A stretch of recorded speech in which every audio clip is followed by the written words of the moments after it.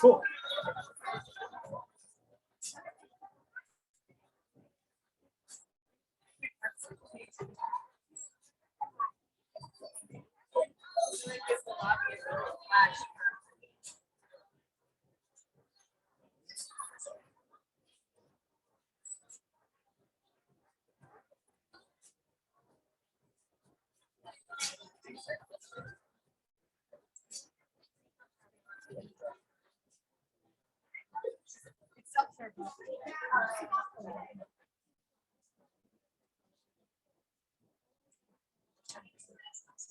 And I started the program in 2016 because I had an 8-year-old daughter at the time, and she wanted to be president of the United States. And I wanted her to keep that energy going and to keep the spirit alive that she can, in fact, be president of the United States.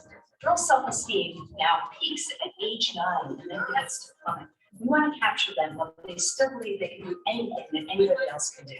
The program exposes them to leadership at all levels, local, state, and federal, and then they get to run their own campaign, and it's called Miss President US of their town. The winner then accompanies their mayor around town, getting to understand what it's like to be in that leadership role. This president has filled a niche that is very, very important. We need to be having more women involved in politics, and this is a great foundation building skill. The thing that is amazing about Ms. President is that Liz is creating leaders from little girls. I've learned so much. Being in a campaign gives you real life experience, and it's very important to be comfortable with it and confident in your speaking. It's an amazing program. It teaches young women about leadership skills and how they can become their own person. Libraries' role in our democracy is to be a place for civic engagement and education of an informed public. The program and work of this president fits in so well with our mission. Last year, 2019, I won as Miss President US of my town. Miss President US taught me how to come up with ideas, taught me how to strategize, which is something that I've used since then in pretty much every class at the school. So you have the younger girls in the 4th to 8th grade, and you have the mentors that are 9 to 12. They're asking them questions and they're engaging them, and you see the girls open up and are thrilled to be paid attention to by these older girls. It's teaching younger girls how to be confident, and I wish that I had had that because I remember being really scared and shy. I wanted to help and mentor girls and help them gain self-esteem in becoming greater people in this world. I'm a huge supporter of it. It really just opens up a whole new world for these girls and evokes passion within them that is great. We're trying to reach every single girl, every single background. This year, 40% of our girls receive a full scholarship. This is thanks to the generosity of the Ridgefield County Community Foundation, as well as other individual and public and private grant sources. We want to touch the lives not only of our own communities, but our communities beyond. And we want to give every girl a chance to know that she too can be a future female leader.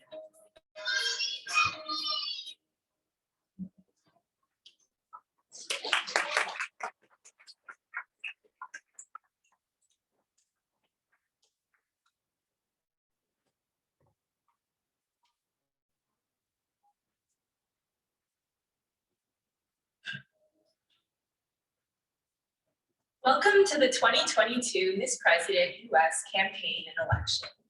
Thank you for joining us to celebrate the culmination of this year's Miss President US program. Today's event will give you an idea about the content that these participants have engaged with over the course of their 8 sessions together. We'll also be joined by some elected officials. And the main event, we will hear from 16 candidates from 6 towns running for Miss President US of their town. There will be an opportunity for all attendees, in person and online, to vote for Miss President US of each town. And we'll be announcing the winners here today. Please welcome to the stage a very good friend of Miss President US and an award-winning comedian, Christine O'Leary.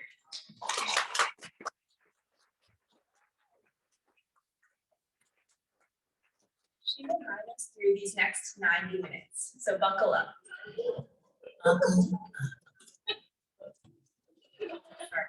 It's not easy to start.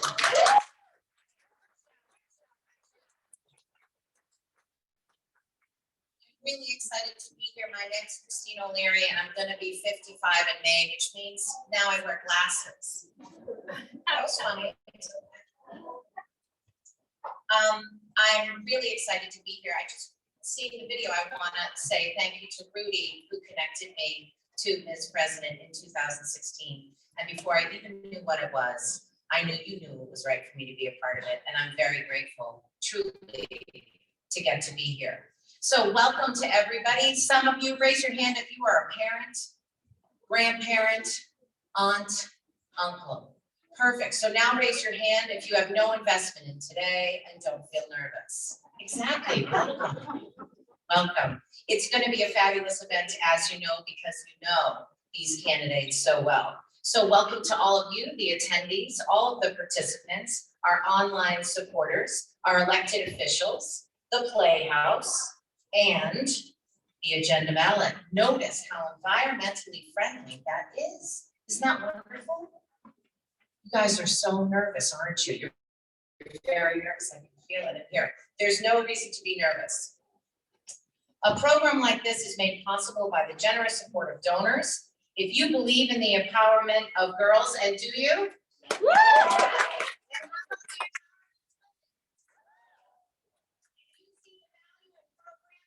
Work to educate, inspire young women to see themselves as leaders, please consider contributing to Ms. President USA.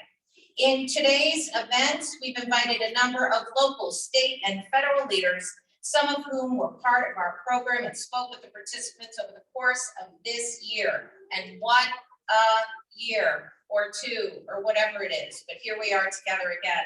Some of them are able to be here with us today, right now. We'd like to start by welcoming Connecticut State Senator Julie Kushner.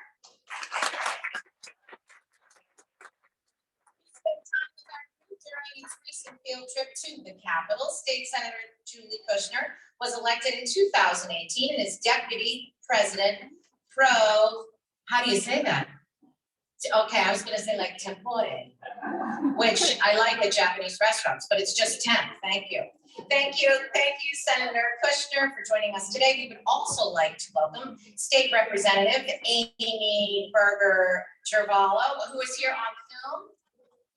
Those are some big glasses. I just looked at them.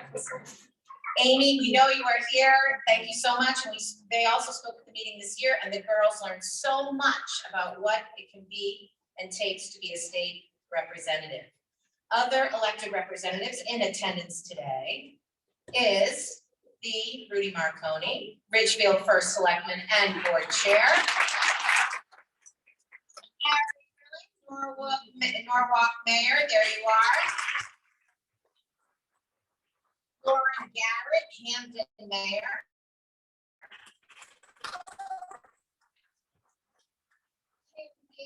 Wilton Select Woman via Zoom. Excellent, thank you. Tony, I know, I just wanted help. We shake, thank you so much. Former state senator, Tony and Jamie Stevenson. Where's Tony? And Jamie Stevenson, former first select woman of Darien. Hi. We welcome Ms. President, U.S. board members who are here today from the Ridgefield and Wilton chapters. Are you ready? Michelle Booth, Tony Boucher, Karen Crook, Natalie Escacumo, Wayne Flagel, Brenda McKinley. I practiced all of these, but the adrenaline of just being here with the microphone. Amanda Mitchell and Mary Durant. Where are you? And thank you for being here. Round of applause. Ms. President has been so fortunate to have many supporters in local organizations, foundations, and businesses. They are all the wind beneath our very, very strong wings that we are so grateful for. We would like to recognize our other program partners as well. This year, we've had financial support from Fairfield County's Community Foundation, thank you very much, and Fairfield County Bank, whose supporter scholarship to ensure that every girl who wanted to be part of this program could be. And you should know what a big deal that is.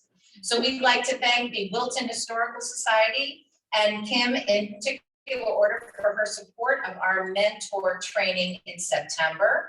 We'd like to thank the town of Wilton for their use of the Comstock Community Center and our in-person sessions in Wilton, and our ongoing partners at the Ridgefield Library, Girl Scouts of CT, RPAC of Ridgefield, and the Boys and Girls Club. Can we give it up for all that support?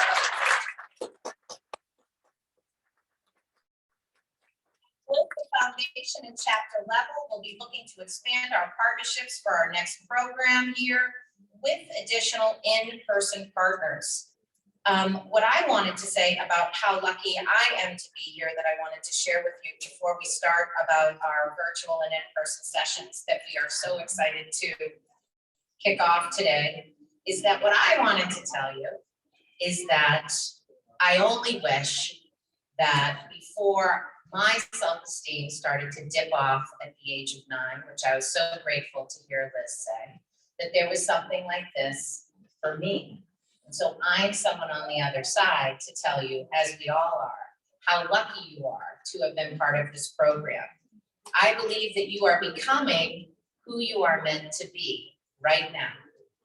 And in some ways, things haven't changed, but actually, back in my day in Boston, we were tracked to be sports, to be theater, or to be a helper.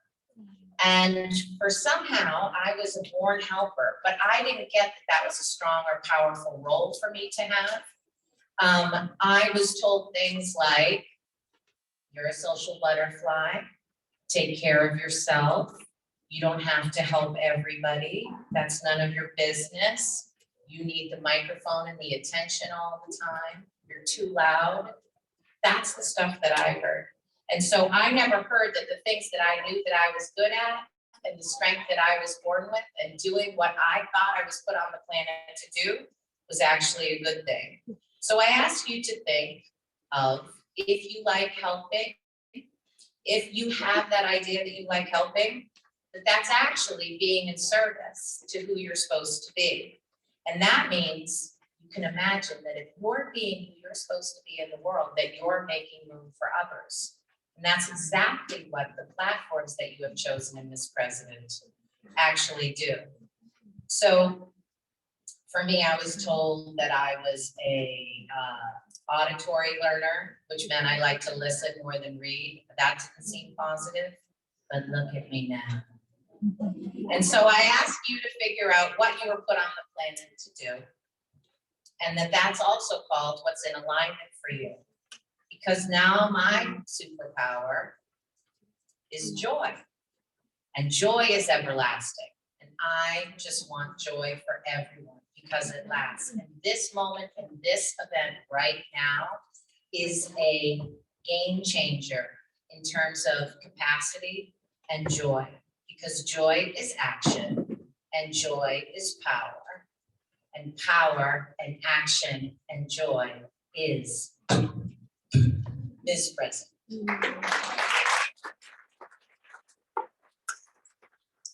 COVID's been hard. I'm kind of nervous even with the microphone. You know, 2019, I did 226 shows and now I'm like, oh, here's the microphone. How do we sound? Okay. And so I would like to, so the virtual and in-person sessions this year have been run by your core team featured here with Amanda Cordonaro and our program manager. Where are you, Amanda? My contact. Thank you so much. Amanda has held the program together. Our Wilton team has run the virtual sessions for Ridgefield and Wilton. Thank you, Virginia Gunther, for sharing your experience in teaching governments and civics and your passion for empowering girls.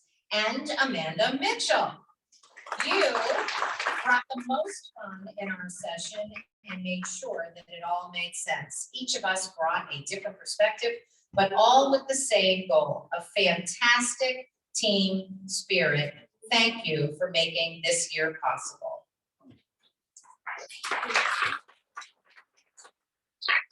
Aiza and Priya, to start us off and remind us that we are exactly. Oh, here. Listen, we are one team. I think we've established that. No, so I think they're going to, so Aiza and Priya are coming to the stage. Yes? Perfect. This would be the time where you stand up and come up here with me. Perfect. Oh, no, not at all. Right there. Perfect. Blake, any chance you have some light there in the corner? Okay. Okay, perfect. Exactly. We got this. Perfect. To start us off and remind us that we are all one voice, please welcome to the stage Aiza Crook, Priya. Exactly. Priya and Lauren Brooks, who will be singing One Voice by the Whalen Jennies. All three of the singers are seniors at Ridgefield High School and very involved in the high school community. They are all members of different music groups as well as other activities. Aiza is even a mentor and treasurer for the junior board of Ms. President US. Thank you, Aiza and Priya and Lauren. I'm saying the name wrong. It's Aiza. I know, I was just saying if we can work it out on stage here all together. Perfect, are you ready to sing? I rehearsed my part, so should I stay here or? That was a joke, okay. Ladies and gentlemen.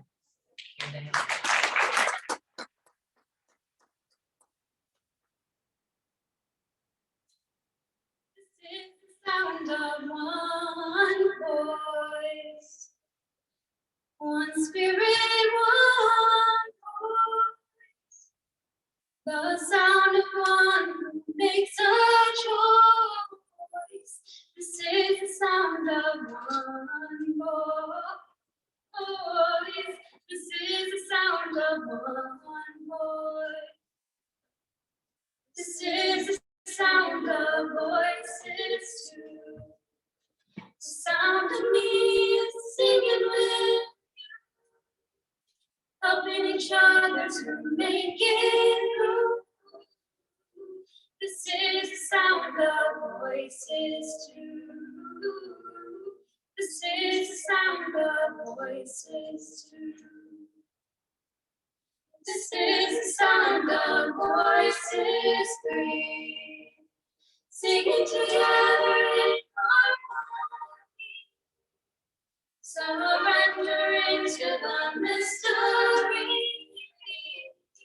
This is the sound of voices three. This is the sound of voices three.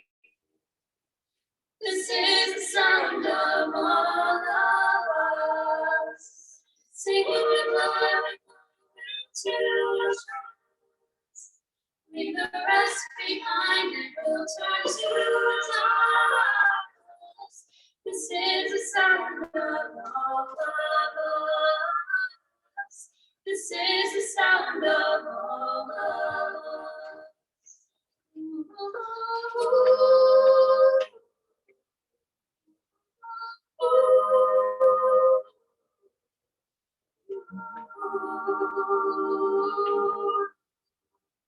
This is the sound of one voice, one people, one voice, a song for every one of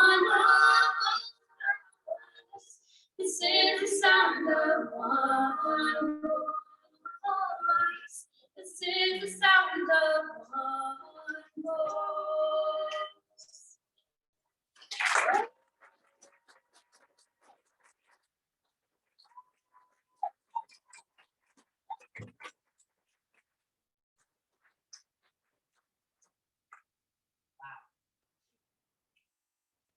Today's event is co-sponsored by the Connecticut League of Women Voters. So please welcome Laura Smits, President of the League of Women Voters of Connecticut.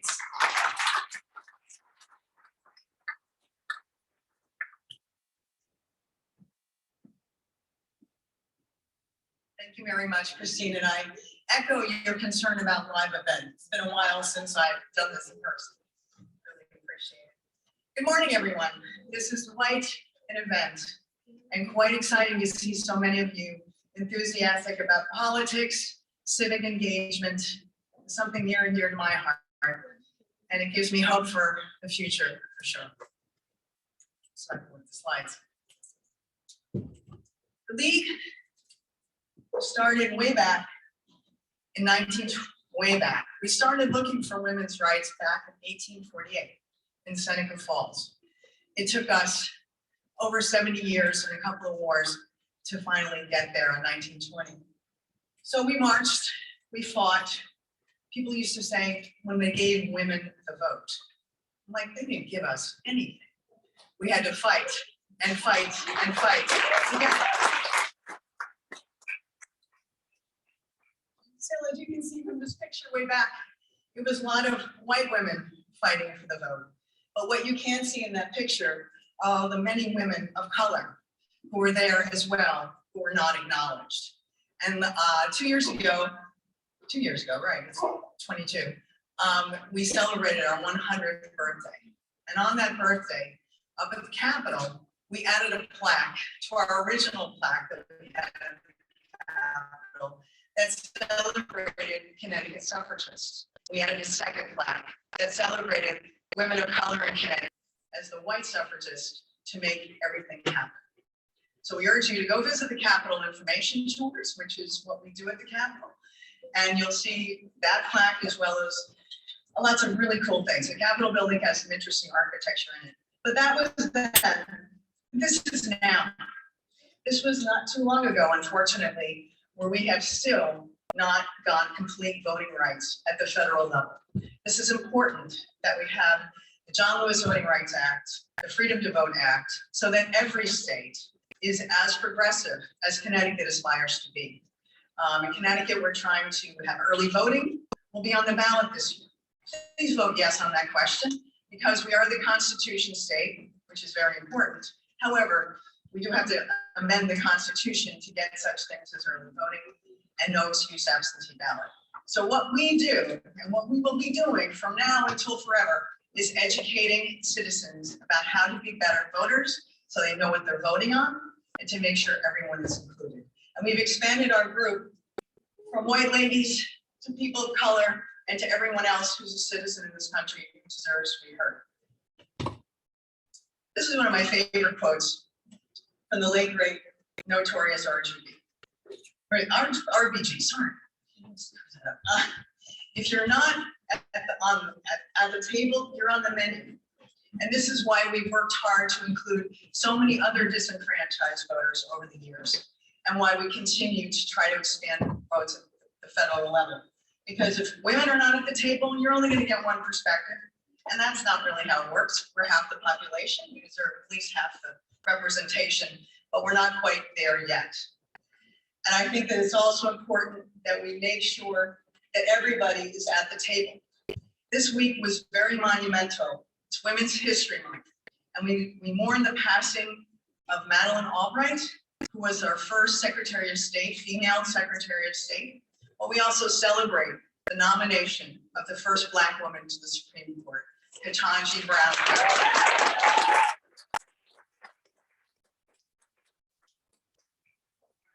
Honor all of the women who have fought hard to bring us all here, and we honor and celebrate all of you young women who are going to make the future that we will pass on to you a better place. We want to celebrate all of you and congratulate all of you for being here today and making it possible for the rest of us.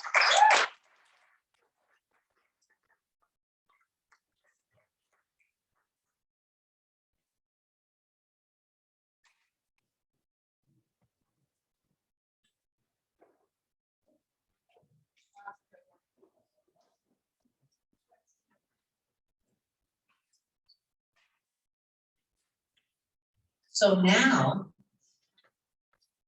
slide 19, ranked choice voting.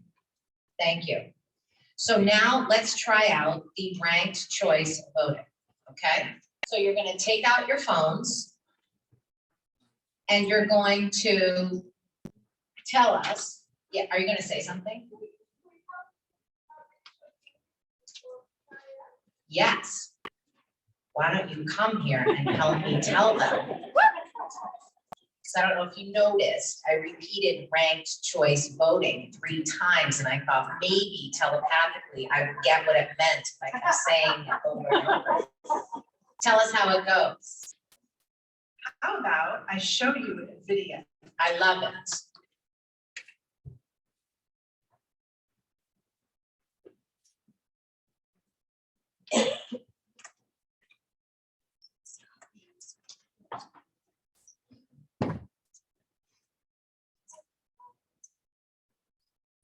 So what is ranked choice voting? In most parts of the United States, voters select a single candidate for each position on their ballot, and the candidate with the most votes wins. This is known as a single choice winner take all, which can sometimes result in the election of a candidate who earned only a small percentage of the vote, even when the majority of voters supported other candidates. But that's not the only way of electing our leaders. Ranked choice voting is another voting method which allows voters to rank their candidates in order of preference. In a ranked choice voting election, a candidate needs to earn more than half of the votes to win. All first choices are counted, and if a candidate has a majority, then they win, just like any other election. If not, the candidate with the fewest votes is eliminated, and voters who pick that candidate as number 1 will have their votes count for their next choice. This process continues until a candidate earns a majority and is declared the winner. Let's look at an example. Here, you select orange as your first choice candidate, yellow as your second, pink as your third, and green as your final choice. The first choices are counted. Yellow earned 35%, orange 21%, pink earned 28%, and green earned 16% of the vote. Because nobody won more than 50%, the candidate with the fewest votes is eliminated, and voters who picked him as their first choice have their ballots count for their second choice. This continues until a candidate receives more than half of the votes, or 50% plus 1. So what are some of the benefits of ranked choice voting? Ranked choice voting provides more choices, allowing more than 2 candidates to compete without fear of splitting the vote among like-minded individuals. Sometimes voters feel pressured to vote for the lesser of 2 evils. Ranked choice voting allows people to vote for their favorite candidate, not just against the candidates they dislike. With ranked choice voting, we see more positive campaigns and less negative advertising. Candidates are encouraged to reach out to as many voters as possible, including those supporting their opponents. They can build a winning coalition with like-minded candidates to earn voters' second and third choices. It's time to fix our democracy and make our elections work better for everybody. We can do that with ranked choice voting. Visit www.fairvote.org.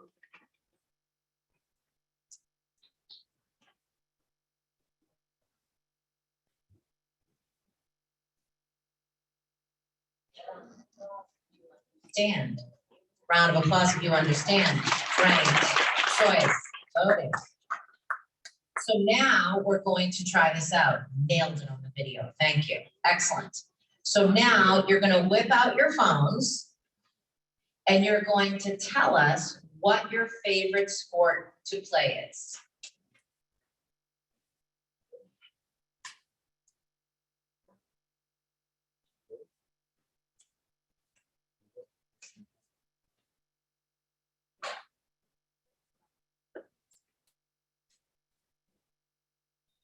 Okay. The 2021-2022 season has had 8 sessions, each with a guest speaker and helpful support from our members. Yes? Were you going to say something? Okay. I didn't know how instant it was tallied. I didn't know if this was like community auditions in Boston in 1980.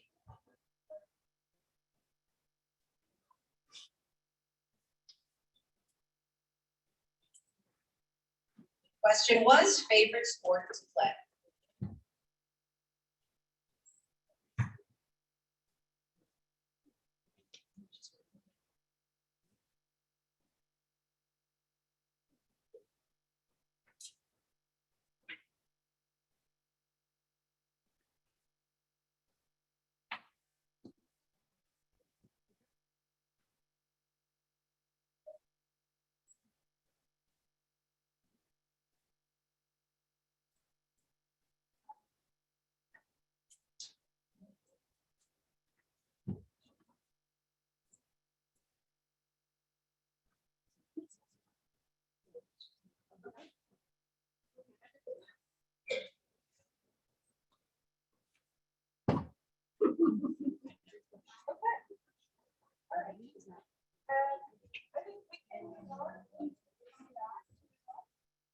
Okay.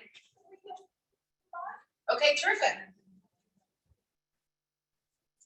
The 2021 and 2022 season has had 8 sessions, each with a guest speaker and helpful support from our mentors. This year, the mentor played an important facilitation role in both virtual and in-person formats. As in prior years, we featured local, state, and federal leaders.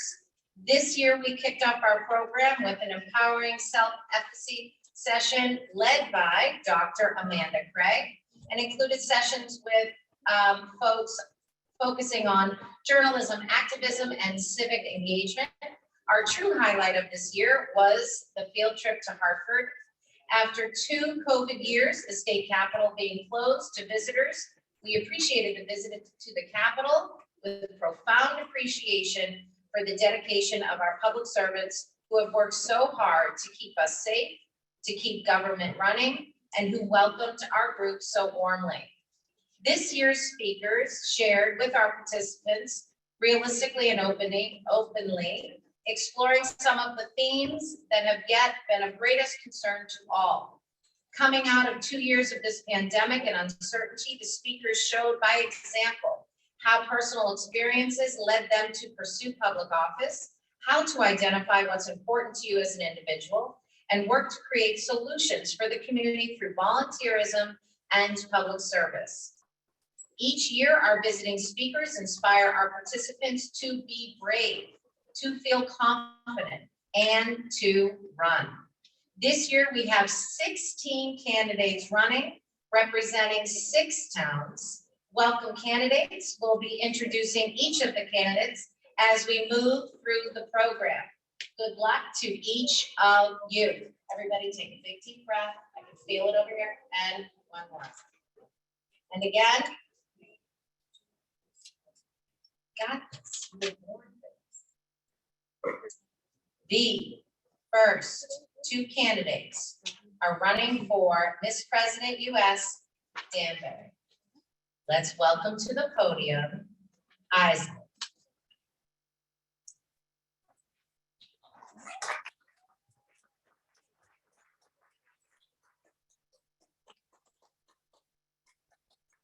Keep it going, please.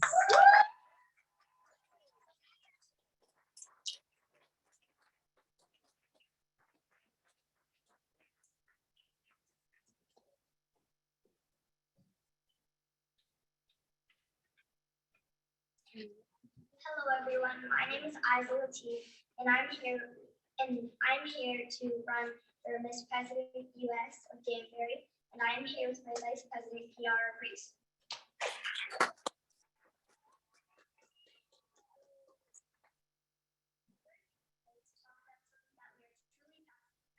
The issue that affects us the most is helping people with learning disabilities and the amount of extracurricular activities. While sports exist for all children, those with learning disabilities don't get the same playing experience on the floor as others. Being a leader means standing up for what you believe in and bringing change even when it isn't easy. Change sometimes comes with a shift in what we are used to. It isn't easy, but we have to do something. As Gandhi once said, be the change you want to see in the world. So let us explain one thing that we are passionate about. Why is this an issue? Well, we have been playing sports and participating in programs like Deo and Hack City Sports for the last 7 years. These programs are great. However, we learned that as we get older, having a learning disability severely limits what we can participate in. There are great sport teams and art programs for children with severe disabilities through unified sports and special programs. The issue is children who have learning disabilities, not severe, to on a unified team, but when they try out for a year-round team, they are left out or spending more time on the sidelines. So what can we do exactly? The what? We could work with sports centers to organize one-day clinics to allow children with a learning disability to try the various sports that others need to do. This would allow them to participate in sports safely. We could raise awareness through the internet to show what we are doing to get others to participate in our missions. So why? The money we would raise would go to teachers or adults who can lead the activity. It would be offered once a month for 2 hours. It would include clinics focusing on the one sport each month, allowing the kids to be introduced to the many different opportunities and new things appropriate for their actions. Why us exactly? There are a lot of issues in Danbury, and people are so focused on the big issues, they don't even realize the small issues that do matter for the people who do realize and the people who struggle with it. And yes, all these issues do matter. However, this impacts us kids too. In order to have a successful society and friendly, welcoming neighborhood, we have to invest as children, our parents, our friends, our families, and everyone really. And yes, they all matter because everyone deserves the same amount of activities that they would enjoy. Miss US President, we want to make everything fair. Let's level the playing field.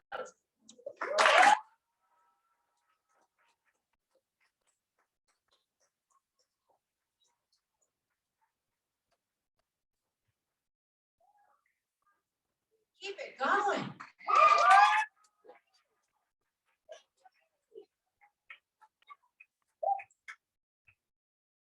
Yes. Thank you so much. Our next candidate running for Ms. President US is Sanya Latif. Please welcome Sanya.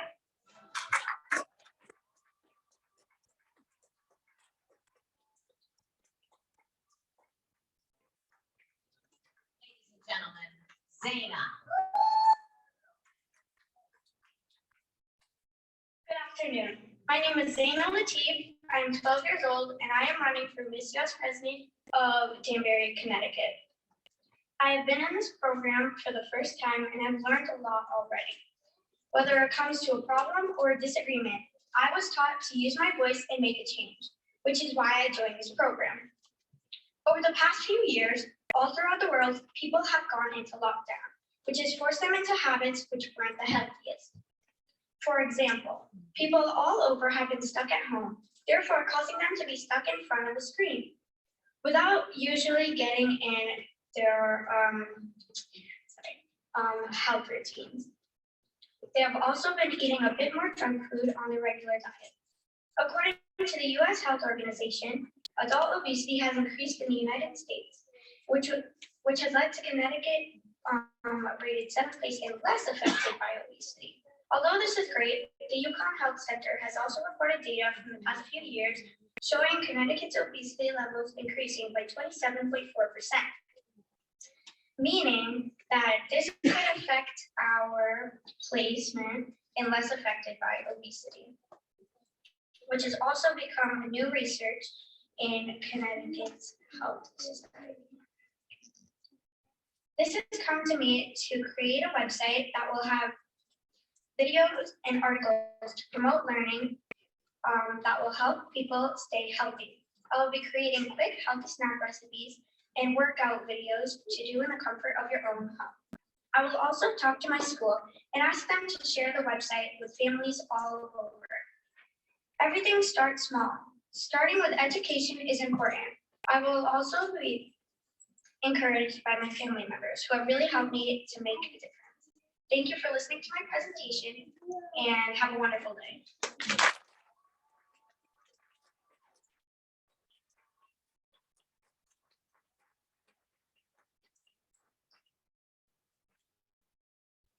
Keep that going.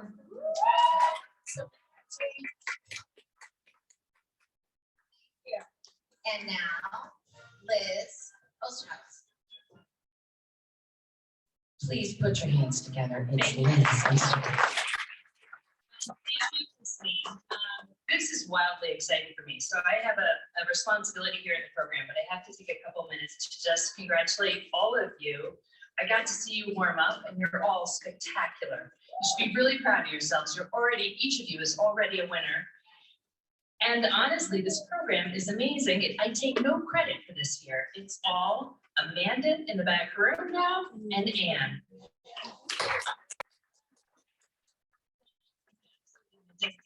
So, but I will do my responsibility here. I'm so excited to announce some awards to two very special people, one of whom was our very first Miss President US winner 5 years ago, kicking off the program, and that is Shaherazad. pronounce that right. Is a senior at Ridgefield High School. She was a Miss US President winner in 2018. She was elected as Miss President US. Actually, I think it was 2017 to 2018 year. It's her 4th year in the program. She went straight from being president and ambassador to being most amazing mentor, showing up at nearly every single session. And she is co-president of our junior advisory board. So she has also been setting some structure for the mentor program herself. Inspired by the mission of Miss President, Hersha has founded her own nonprofit. It's called Shared Empowerment. It's dedicated to supplementing the education of young girls in underprivileged areas. And with this nonprofit, she has fundraised for 3 schools internationally. At the high school, Hersha is involved as captain and lawyer of the mock trial team, and she's vice president of the executive board of student government. So proud of you. Miss President sparked Hersha's interest in government and politics, and since she has worked on 3 campaigns for local government, she hopes to continue to encourage young girls to strive for leadership positions, just as she has done so well for the last 5 years. Come on up.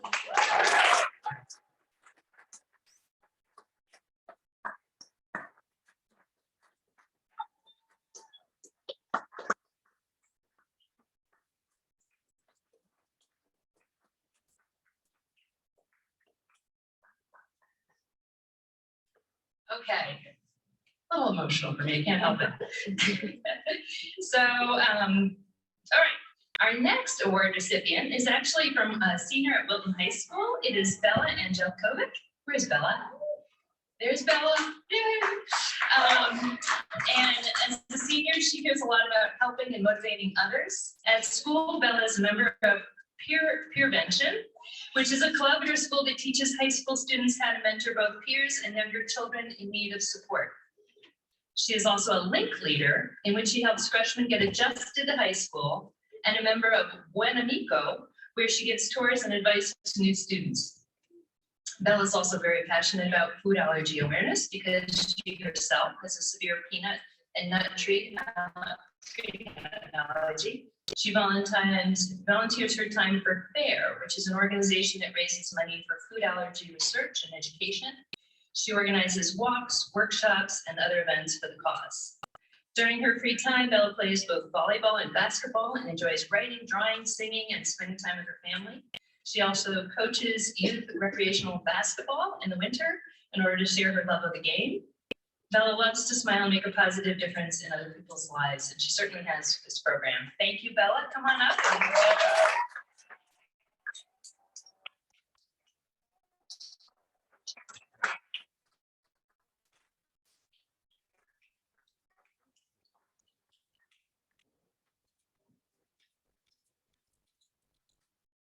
Okay, I'm gonna hand over run-up show.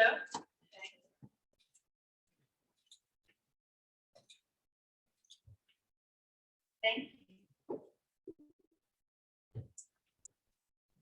Okay, now we're going to be moving on to the Wilton candidates. Our first candidate running for Miss President US Wilton is Samantha. Please welcome Samantha to the stage.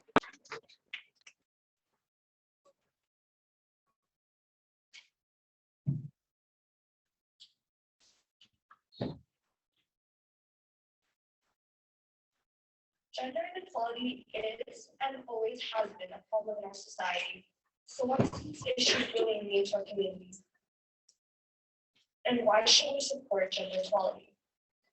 Equality between genders entails the concept that all human beings are free to develop their personal abilities and make choices without the limitations set by stereotypes, gender roles, and bias. It is not just about one gender. It's an issue that impacts everyone in the society, and to achieve gender equality, we need to eliminate gender bias. Both girls and boys should have equal opportunities to do the sport and activities they do, and should be free to express themselves in the way they want to. Hello, my name is Samantha Yan, representing Wilton to advocate gender equality, and we can all do to support it. I believe that every person has an equal right. We should all respect one's gender, feelings, and emotions. We deserve to be respected simply because we are humans. I want to make 3 points today. First, gender equality means boys and girls can and should be able to participate in any sport of their choosing.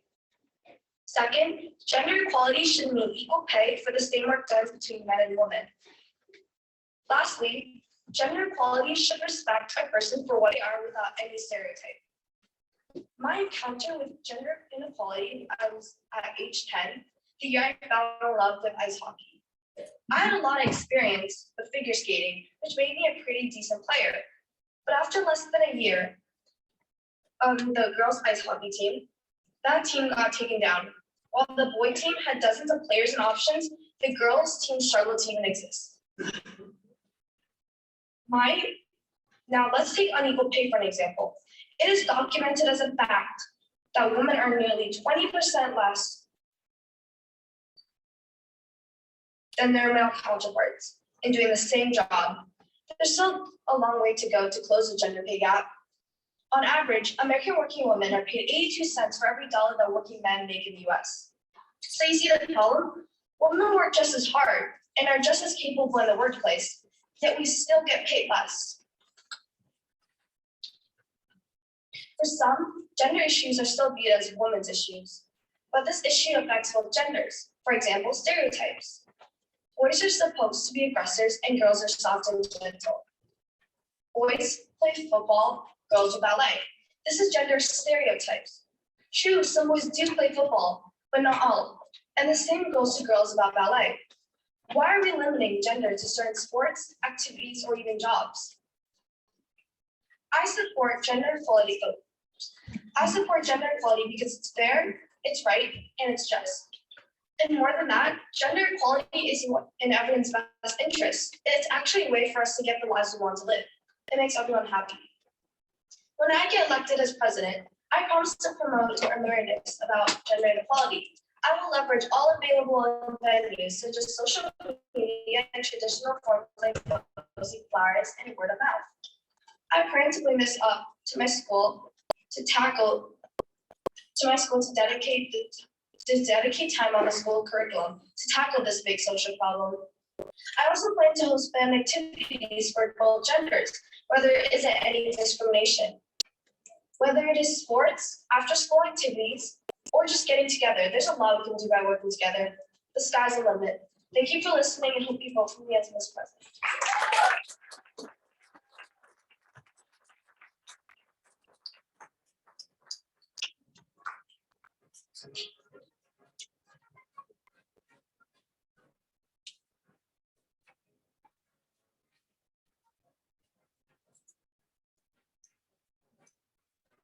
Fantastic. That's right. That's right.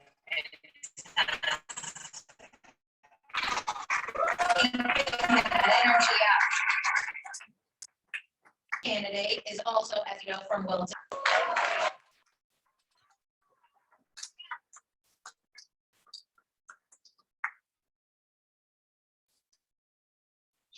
Hi, everyone. I'm Charlotte Chambers, the campaign manager for Anaya. Anaya is running for Miss President of Wilton with help from her mentor, Bella. Some things to know about Anaya is she loves playing with her dog, dancing, and spending time with her friends and family. Anaya is inspired by Michelle Obama for showing her who she wants to be, as well as our teachers and mentors at Miss President for this opportunity. Anaya's campaign is focused on increasing diversity. Increasing diversity is very important to Anaya because she feels that people of all races, genders, cultures, abilities, and disabilities need to come together in unity. This is especially true in small communities like Wilton and Ridgefield, where diversity is not often seen. It is my pleasure and privilege to introduce Anaya, candidate for Miss President, running for Wilton.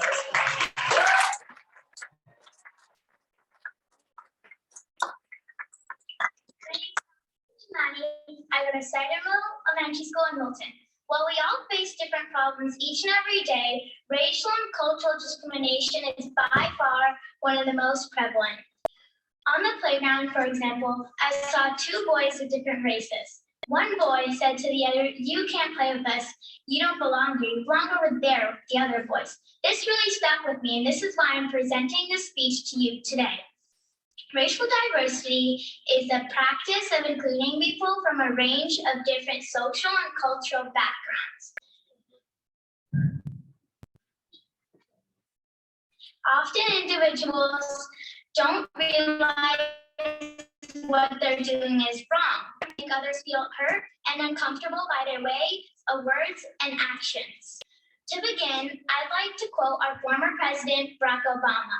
"Even though we haven't always looked the same or spoken the same language, we've done big things together. We won America's freedom together. We built America's greatest cities together. We believe in when our differences and diversity come together by a common set of ideals makes us stronger." Diversity is important for three main reasons. One reason is it can make kids more open-minded, empathetic, and confident about embracing their own culture.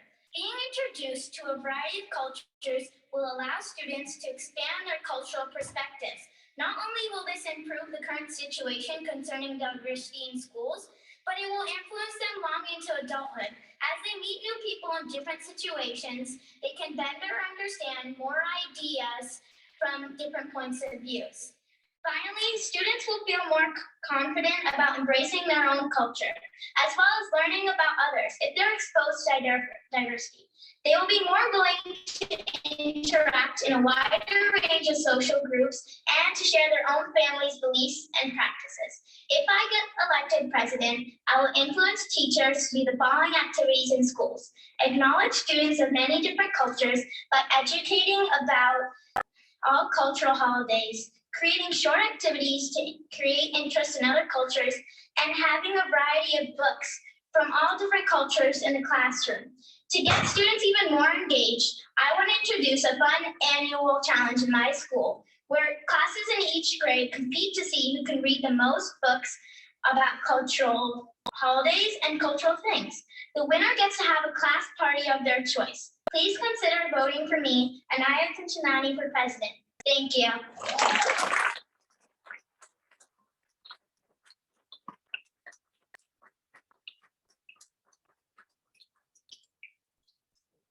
Fantastic. Our next Wilton candidate, please come to the stage. Muskat.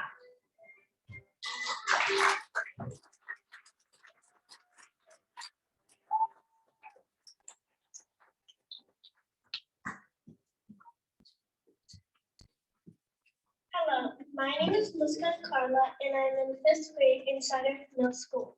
I'm campaigning for Miss President of Wilton. Today I'm going to talk to you all about hunger, a topic which I strongly believe and passionate about.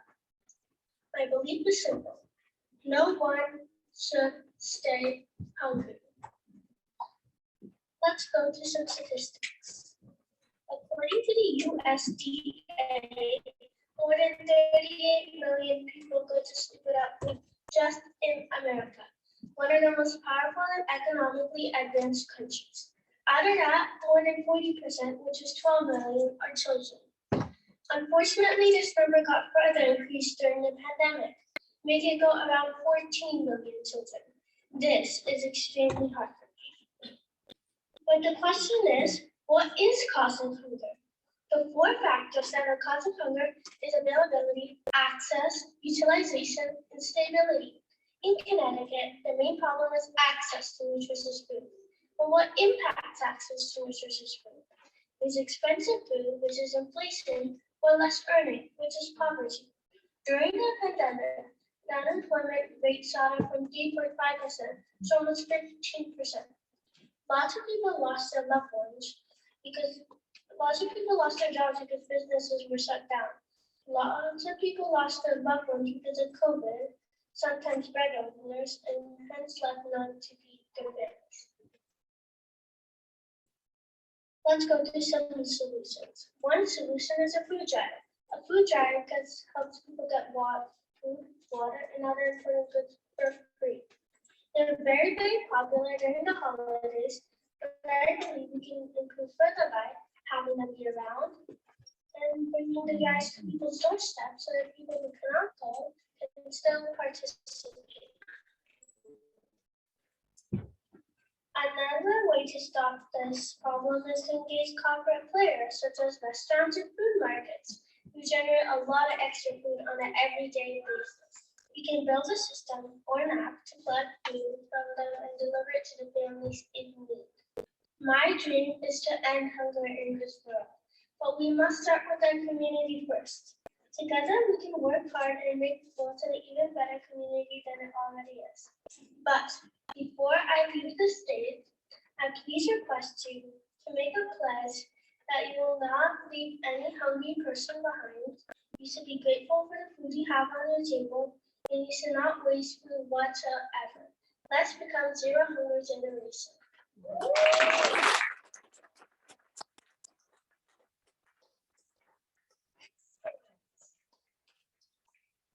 Our next Wilton candidate, please come to the stage.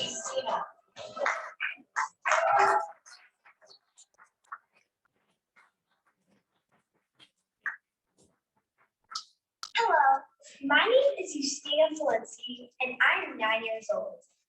I go to a school called Cider Mill as a 4th grader in Wilton. I am running for Miss President US, and my platform is pollution and a zero waste solution.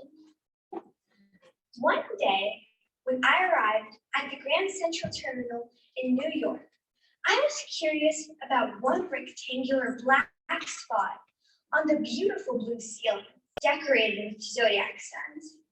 It seemed like they didn't color that one spot, or something fell off, forming a rectangular shape. To my big surprise, I discovered that this spot was left on purpose during the restoration in 1996.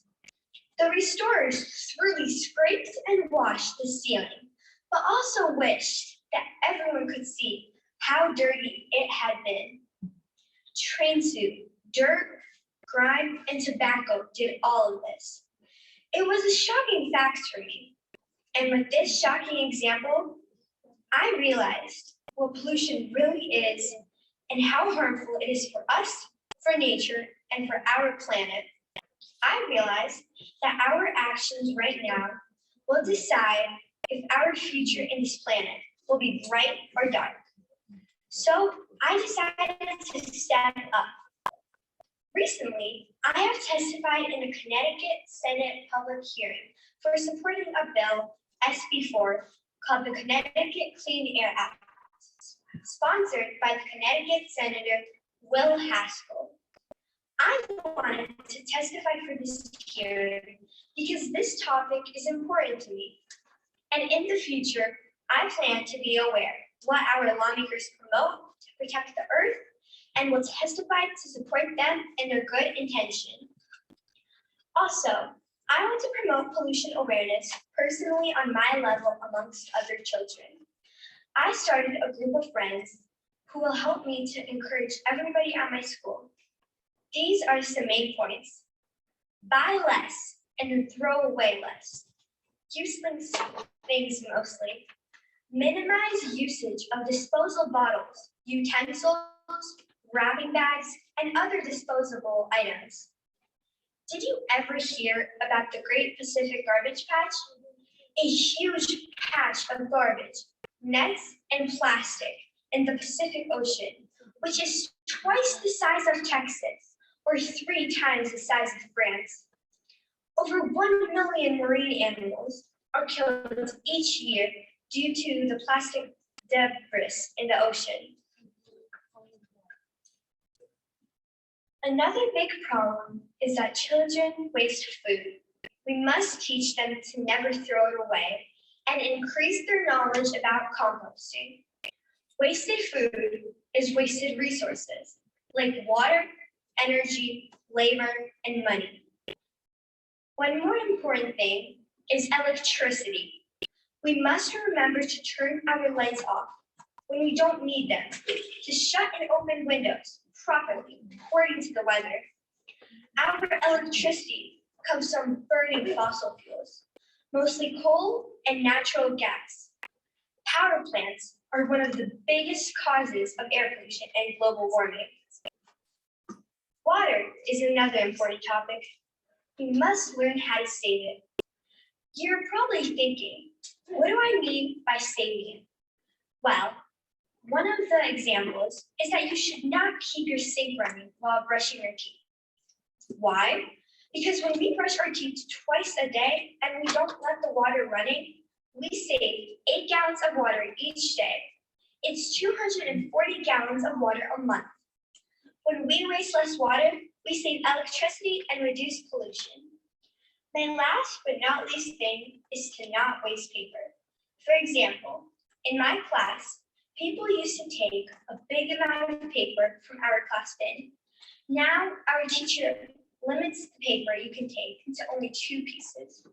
Also, in our journals and notebooks, we must use every single page fully.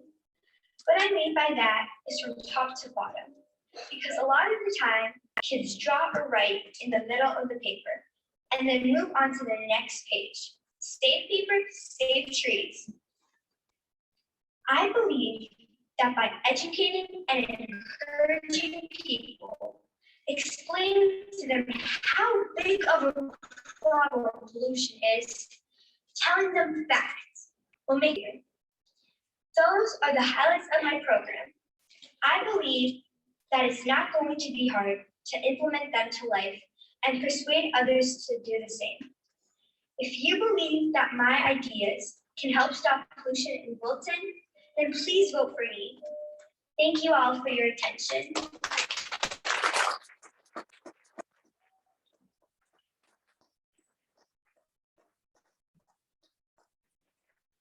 So let's, our next Wilton candidate, please come to the stage. It's Elise.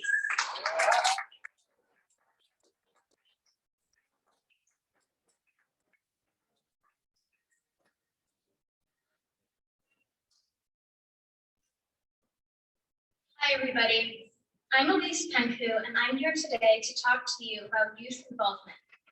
It's a topic that I know most of you already value, as you're here today at a Miss President US event. But I want to extend the topic throughout my town, and I need your help to do so.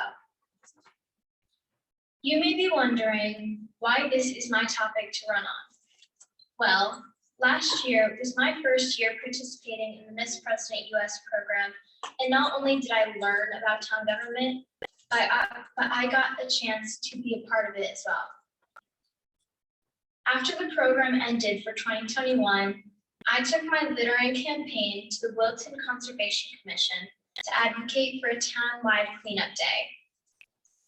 I attended meetings with commissioners, worked on advertising the event to spread the word, and got to see all of the work that went into making the event happen.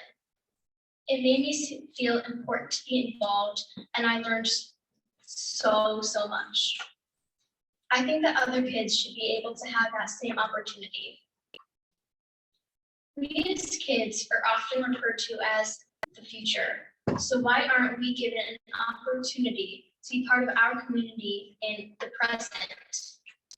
Learning about our town government is the first step, but we should be participating in it too. There are so many different ways that kids can help our community, and everybody would benefit from it as well. My guess is the kids aren't more involved because it's just not as accessible as it should be, and that's what needs to change. I want to make it much easier for kids to get opportunities like I did. My plan is to convince the town that there should be a seat on certain town boards to be filled by student representatives. Of course, there are some boards that might not work out too well, like the Board of Finance, but some could, like the Board of Education, the Parks and Recreation Commission, and the Conservation Commission. Did you know that Wilton is one of the few towns in Connecticut that does not have a student representative on town boards, like the Board of Education? New Canaan and Danbury already have student representatives.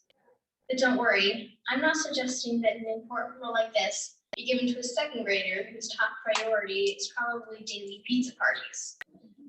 This role would likely be filled by a high school student, someone who's old enough to deal with these important issues. What's awesome about making space for student representatives on town boards is that everybody's benefited. Kids get the opportunity to be part of our community and have their voices heard, and to learn by watching our town leaders in action, while the town will be benefited by seeing and listening to a kid's perspective on everything that's going on. We don't just have to be the future, we can be the present. Thank you so much for listening, and remember to vote for Elise if you want students to have an opportunity to make a difference in their community.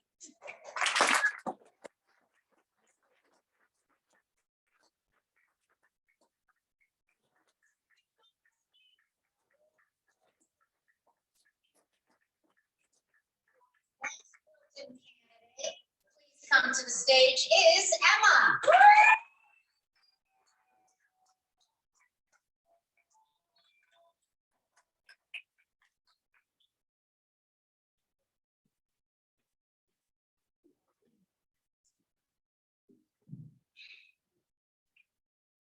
Hello, my name is Emma, and today I'll be talking to you about animal cruelty and welfare.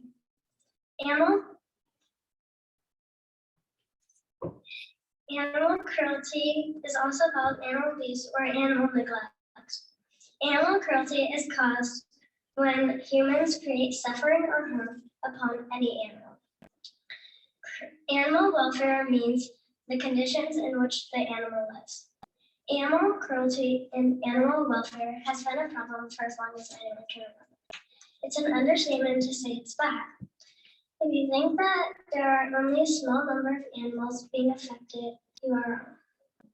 Almost 10 billion land animals were slaughtered in 2020, and their living conditions are so bad that the farmers who grow them refuse any visitors or any pictures to be taken of where they live. Just because you don't see animals getting abused on a daily basis doesn't mean it's not happening. Most people don't know that animals have similar emotions as humans. Did you know that when a female cow has her calf taken away from her, she cries for days? Also, did you know that when a female cow, did you know a mourning whale, orca whale, mom carried her dead baby's body for days through the ocean after it died? This shows animals have feelings and emotions just like we do.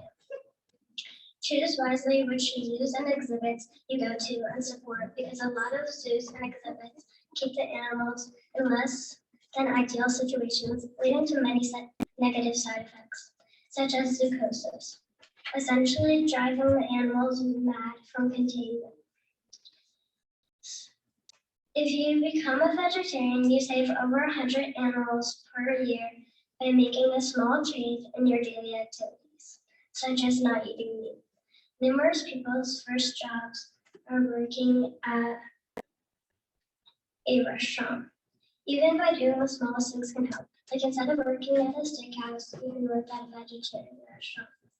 Even if you do not visit restaurants that serve meat, you can get them to change their menus to help stop killing animals.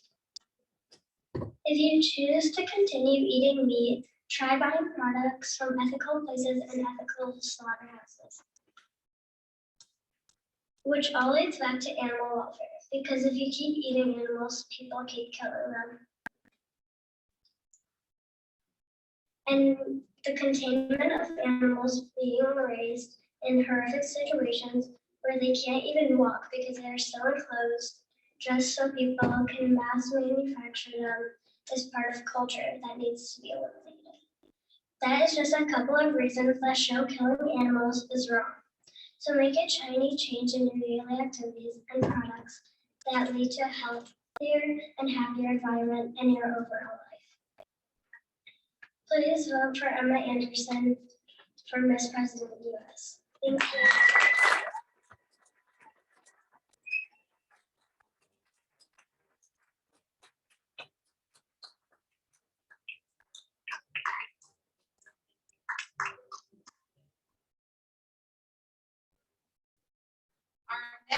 Wilton candidate, please come to the stage, is Emily.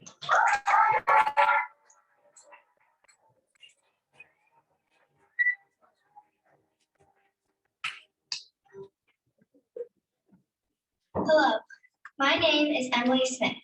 This is Ellie Holtz, and this is Evelyn News. We all contribute and participate in physical activities, such as dance and basketball. So each of us knows about how good it feels and how fun it is to get moving. As a core issue of our campaign, we believe that the right representative of the needs of the people is to bring more awareness of mental health issues and how they can be improved through physical activity, such as dance, basketball, swimming, soccer, and other activities. I know that I feel so much better after a hard workout. In fact, research by the Mayo Clinic on depression, anxiety, and exercise has shown that the psychological and physical benefits of exercise can also help improve mood and reduce anxiety. Post-pandemic, many people are feeling cautious and concerned about going back to school without masks, and general anxiety having to do with the pandemic. In fact, in President Biden's recent State of the Union address, he called mental health an important part of his unity agenda, which includes some of the biggest issues facing our country today. In Wilton, according to the Wilton Bulletin, they began mental health screenings in the public schools. And at the most recent Wilton budget meeting, the Board of Education said that social, emotional, and mental health issues have increased post-pandemic. What we would do as Miss President team for Wilton and Fairfield is partner with our local Girl Scout troops and other local organizations as volunteers to promote wellness through physical activity. Some ideas include doing a wellness festival with free dance classes and games such as basketball and running that would be staffed at different stations by our volunteers. It can also include fun team games that would get people moving and raise awareness of how physical activity can improve mental health. Plus, we will make sure we have the permission to do this event, and we will definitely make it open to anyone. We will also include and create a brochure that we will distribute to Fairfield and Wilton schools.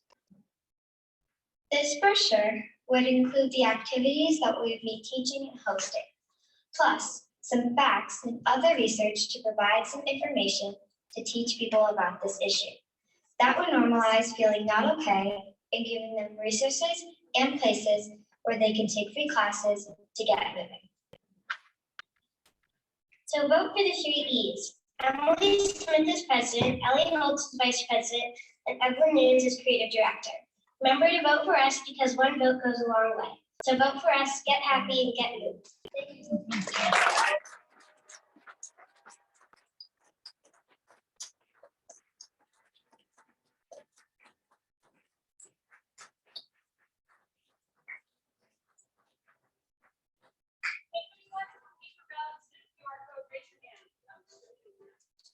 Say that one more time. If anyone, paper ballots, raise your hand if you have a paper ballot.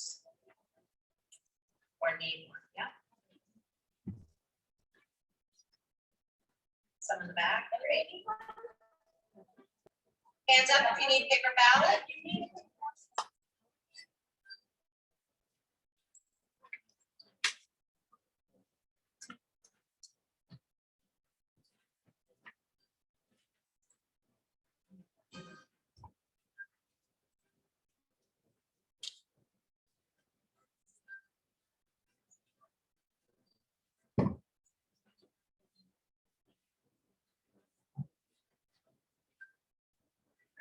Here we are. I'm here to present 2 awards, some very special ladies. We've seen one of them already, heard one of them anyway. And let's start with Aiza Crook. Woo!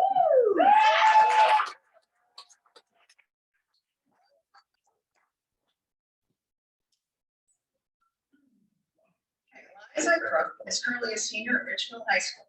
This is her 3rd year as a mentor for Ms. President US. She is also serving on the junior board as treasurer. Aiza enjoys helping her community and has been a Girl Scout for almost 13 years. Wow, that's impressive. She has worked hard to receive her Girl Scouts gold, silver, and bronze awards for community service. Also, Eliza loves working with younger kids. She's been a counselor in training for the past 2 summers at her Taekwondo studio and at Woodcock Nature Center, and plans to continue working at camps next summer as a counselor. Eliza is a member of We the People, which teaches in which political topics are talked about in an all-inclusive environment. The club was founded with the hope that people with differing views can still get along. Very important. Eliza also played flute in her school's band class and sings in the madrigals, an audition-based a cappella group. Eliza also started her own club, RHS Sings, which is an inclusive club with the mission of finding joy in singing open to everyone. In addition, Eliza enjoys practicing Taekwondo and is a second-degree black belt. Thank you, Eliza.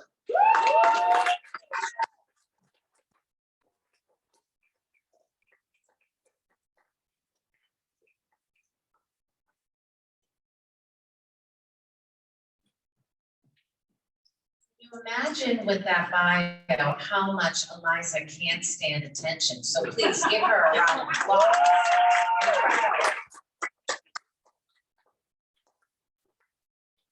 Our next award goes to Sam Victor, who is a senior at Wilton High School. She's got great. She's a first-year mentor and is very excited to be part of the program. At Wilton High School, she is the treasurer of the French Honor Society and a member of many clubs, including National Honor Society, Habitat for Humanity, Key Club, and 1 Pound of Inspiration. She's also a link leader who mentors freshmen through their transition into high school. Outside of school, Sam is Girl Scout, dancer, member of Safe Rides, and participates in mission trips at St. Matthew's Church. Some of her favorite things to do in her free time are spend time with her family and friends, paint, bake, and walk her dog. Congratulations.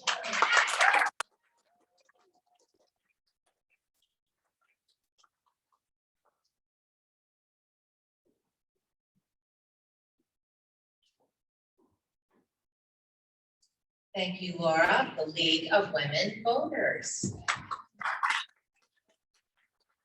Now we will move on to our candidate from, so it's going to be Gilbert, Aiza, and Kaia. Please welcome to the stage. Am I saying your name, Kaia, correctly? Trying to. Well, fantastic. Watch this. Hey, Blake, throw to Arizona. Perfect.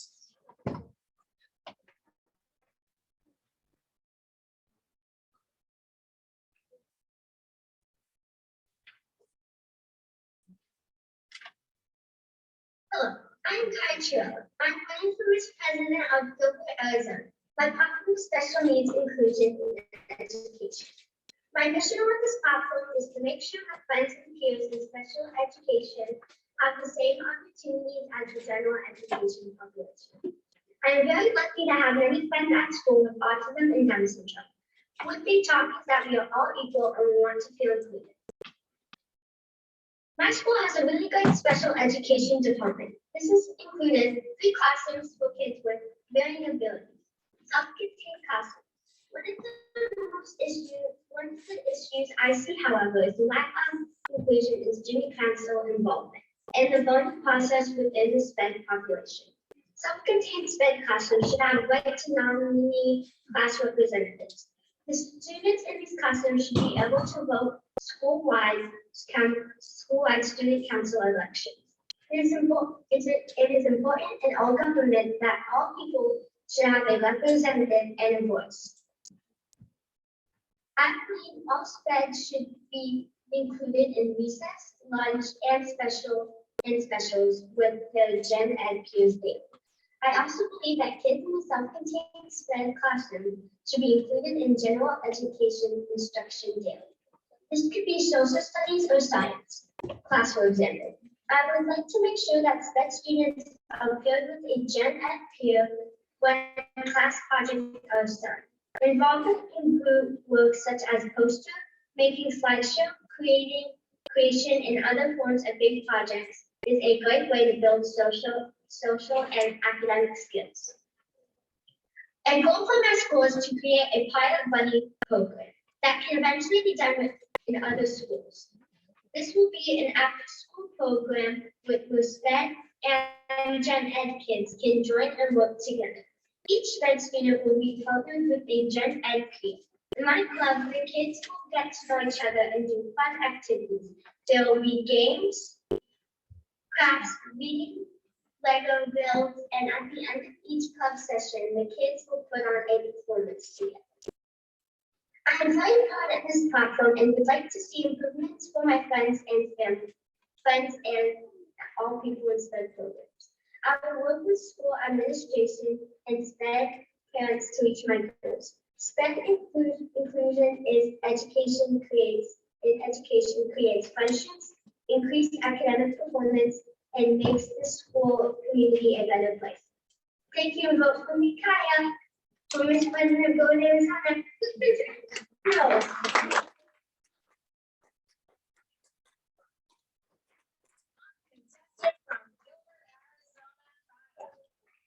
The next candidate is running for re-election as Ms. President US Hamden. Please welcome Gopika.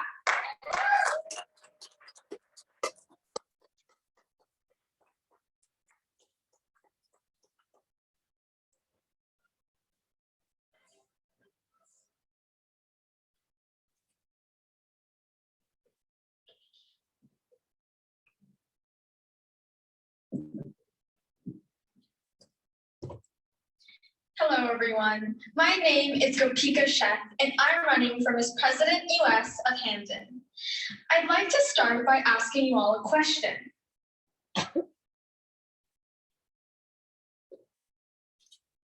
What is the most important problem humanity and our planet is currently facing? Is it this global pandemic we're in the midst of, or is it poverty, or the war between Russia and Ukraine? All of these are important and current, but in the long term, only one will affect us the most, and that's climate change.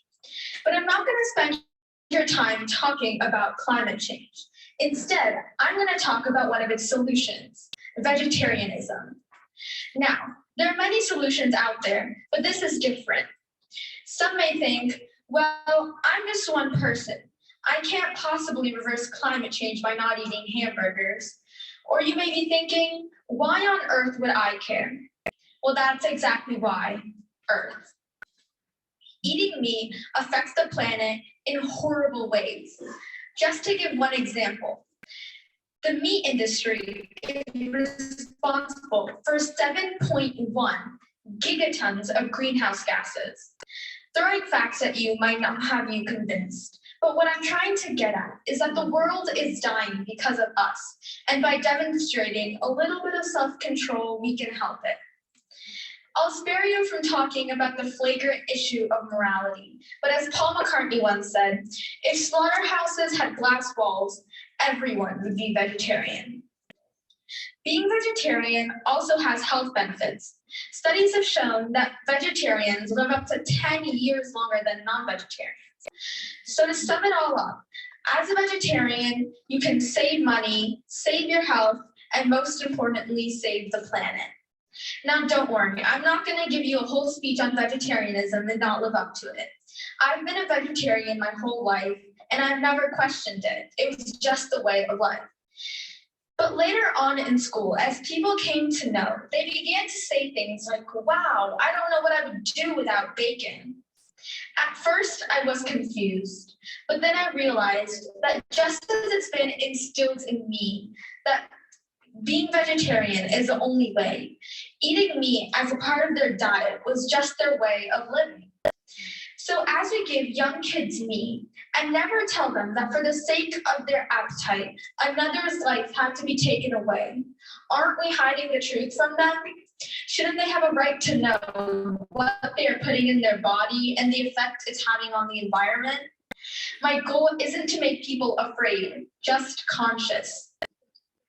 If I become Miss President US, I will work with the town to transition school lunches to become vegetarian. If restaurants like McDonald's and Burger King can have plant-based proteins, why can't we? Sure, there are salads, but does that provide real sustenance for a kid throughout a hard day of learning? As Vice President, I will fix this, and I will implement school lunches that are delicious, nutritious, and most importantly, vegetarian. Thank you so much for listening, and don't forget to vote for me as Vice President US of Hamden.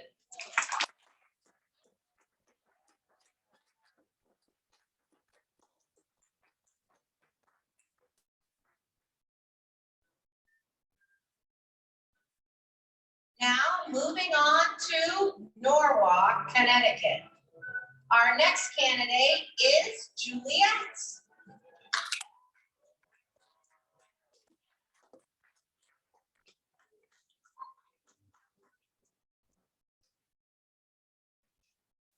Hello, everyone. My name is Juliet Centeno, and I'm running for Vice President of Norwalk, along with my Vice President, Sophia. Imagine this. Once a month, you have your period. People's symptoms can vary depending on the person, from cramps to headaches to mood swings to exhaustion. And that's just scratching the surface. So you go to the store to get a few things, a box of pads and some Advil. When you get to the register and scan the pads, the price comes out to $10.99 for 42 pads. These may seem like a deal, but in reality, the average period lasts from 3 to 5 days and can take up to 4 to 5 pads per day, sometimes more depending on your flow. That's around 35 pads per cycle. So spending around $10 to cover 1 month's worth of pads isn't the most affordable option for a lot of people. Women make up 50% of the world's population. Did you know 64% of these women have the difficulties affording menstrual products? Or how about the 21% who are not able to afford them in general? Along with not being able to afford menstrual products comes another problem for half the population, the pink tax. The pink tax is a tax that makes women pay more every month for necessities such as pads and tampons. So along with the expensive price for the product itself comes a hefty tax. As of March 2021, the pink tax costs women around $1,300 a year.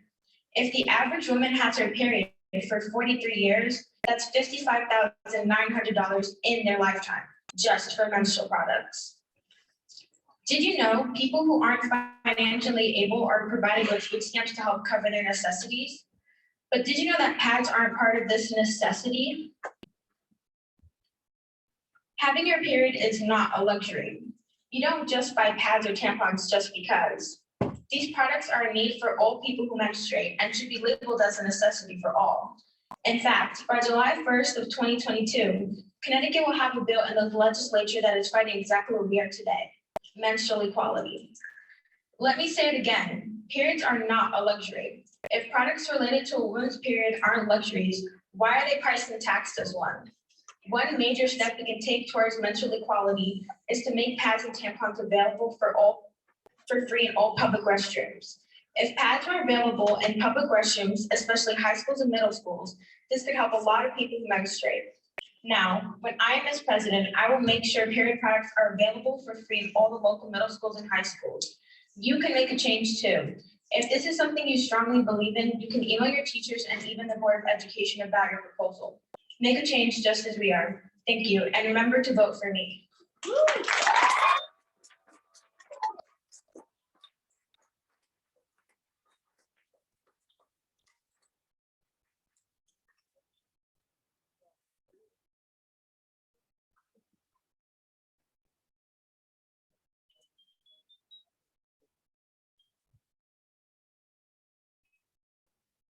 And now we are doing the Spirit Scholarship Awards.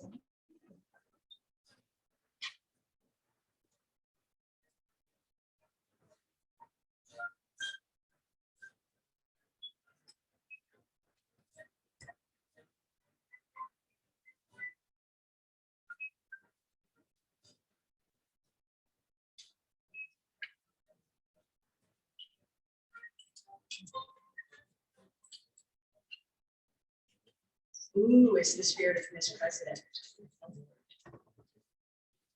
Kaia, Anaya, are you here? Want to come on up? Thank you. She's a senior at Ridgefield High. It's her 3rd year as a mentor for Miss President, her 2nd year at its junior board. This year, she enjoys We get so much fun.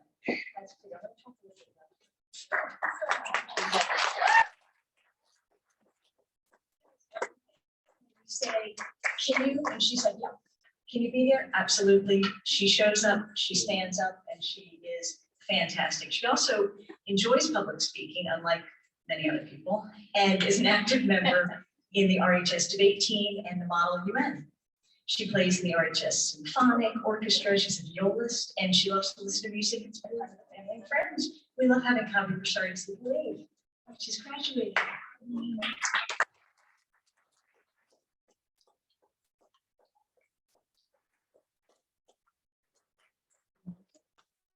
Our next spirit award, I'm not sure if our mentor is here. Is Katie Umford here? No. Okay, I'm gonna go ahead and read what we have to say anyway.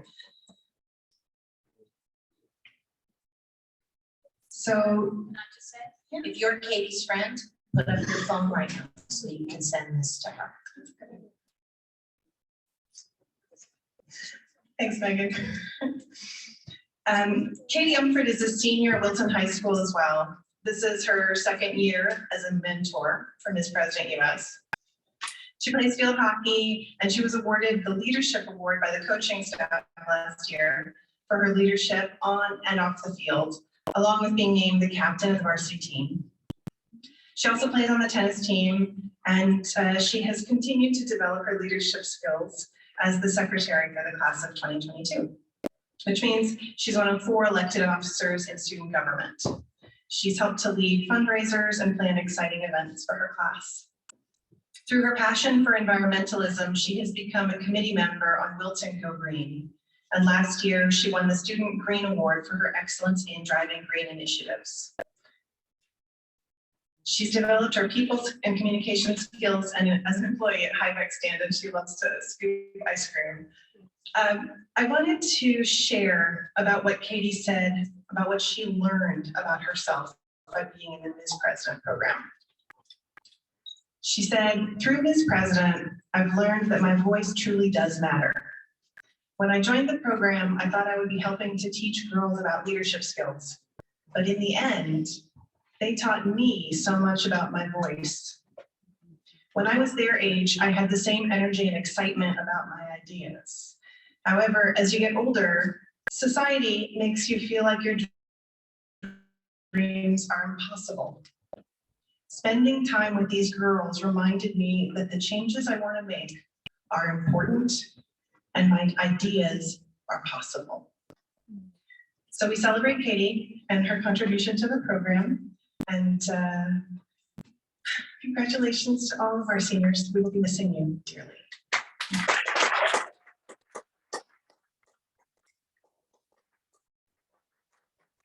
And now we've arrived at the candidates for Miss President US of Ridgefield. Our first Ridgefield candidate is Anna. Please come to the stage, Anna.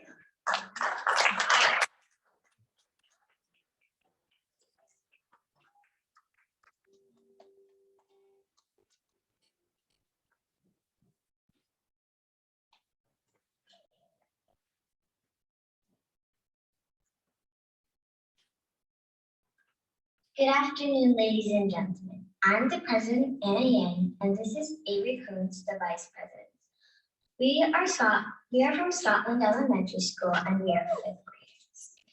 Our platform is about animal cruelty. Some of you might be a pet owner, and if you are, you know how much a pet can mean to you. For example, they can teach you and your kids responsibility, like having your kids in the morning take them out for a walk. Another example of this is at Scottish Middle School. There are therapy dogs who are valuable members of their community. The kids have to walk them and pick up their business too. Like some others, pets may just be entertainment with no actual feelings. So sometimes pets are abandoned, killed, and even beat. So one reason of animals being abandoned is that they may no longer be cute enough for their owners, or the owners just can't keep up with them. Mostly they are limited to the things they can do, which make them seem helpless.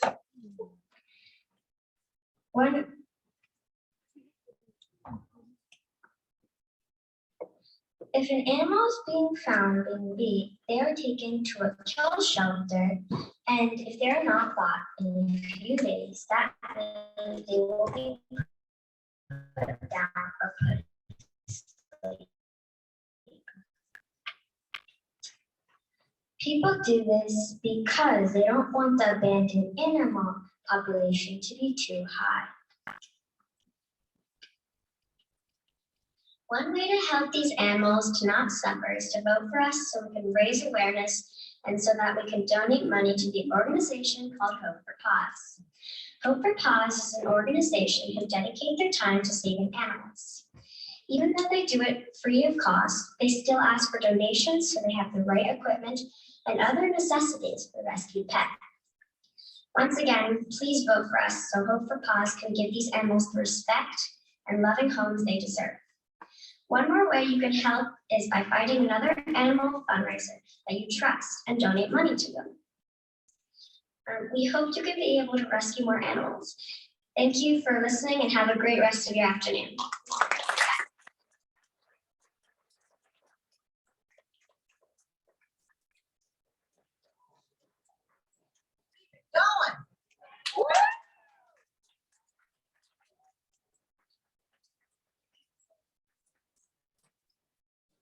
Ridgefield candidate is Valentina. Welcome, Valentina.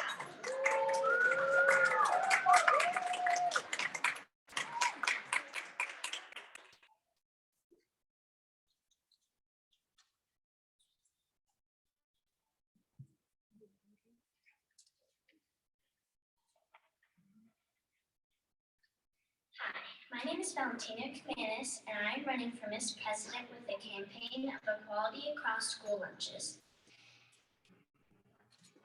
Now, please meet our campaign team. Well, you already know me, so let's meet the rest of the team. Our Vice President is Georgia. Our campaign manager is Aurelia. Our secretary is Lorelei. And our campaign director is Aashna. And last but not least, our mentor is all of me.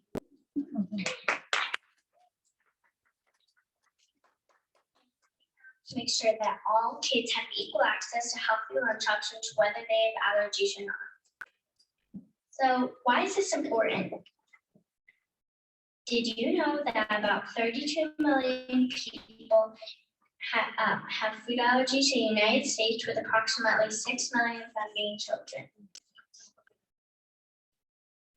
And one of those approximately 6 million is this kid right here.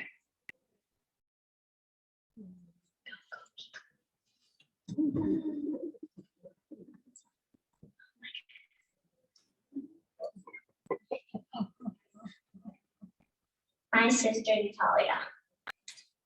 My sister Natalia is allergic to dairy, mustard, sweet potatoes, avocado, and walnuts. And this makes it nearly impossible for her to buy school lunch today. She feels left out, and no kid should have to feel that way. Our team has come up with some creative ideas to combat this issue. 1, a daily salad bar with all ingredients separated for toppings, including items such as grilled chicken, legumes, and fresh veggies. 2, an expanded fruit stand available every day. 3, dairy-free breads. 4, alternatives to dairy-based milk. And 5, alternatives to dairy-based cheese. So what else have we thought about? Labels and signs. We need to make sure that all food is properly labeled and that it's easy to find a lunch option appropriate for you. Education for students and staff. It's critical that all students and staff completely understand how serious allergies can be. Any good campaign should have positive impact. Here's ours. With our plan, kids will have a feeling of equality, happiness, and excitement. All kids will have an opportunity to eat healthy, and finally, by creating an equal playing field, there will be less bullying. Here's how our plan will be implemented. After I'm elected president, I plan on scheduling a meeting with local leaders to outline our plan.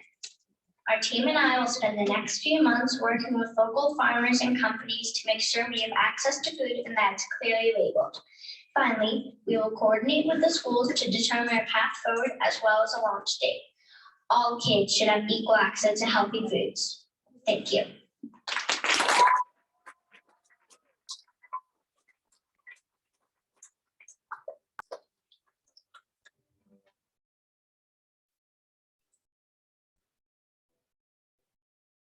If I see you guys around town, I just want you to go.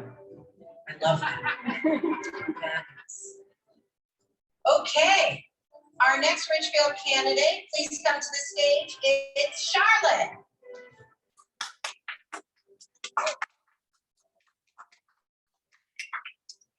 Sorry, and even before, but so. Ladies and gentlemen, Anna.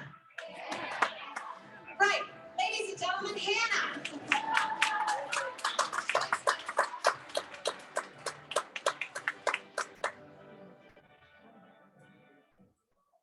Hi, my name is Hannah Sue.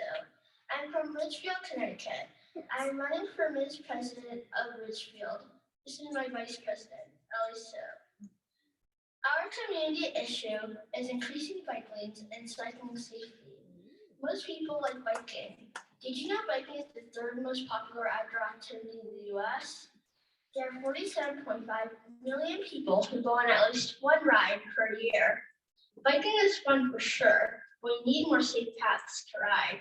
Since 2019, over 300,000 cyclists have gotten into an accident in the US. Some of those tragedies are avoidable if you have bike lanes for bikers. When I was little, I always would get bored of riding only on our driveway. One day I went to New York City and saw many people riding their bikes around the city. It made me wonder, wouldn't it be awesome if we had bike lanes in Ridgefield? There are many benefits of adding bike lanes in our town. If we add bike lanes, we can improve traffic flow. The cyclists know where to ride, and they won't block the roads for cars. With the convenience of having bike lanes around our town, our community can come out to exercise more on their bikes.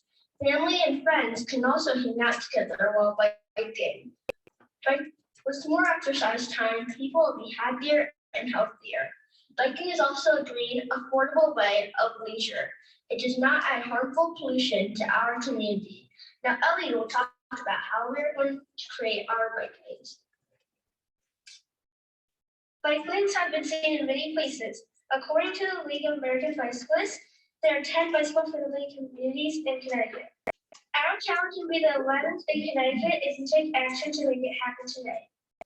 This is not just an issue we care about, we plan to take action as well. The first step is raising awareness about the dire need for bike lanes in our community.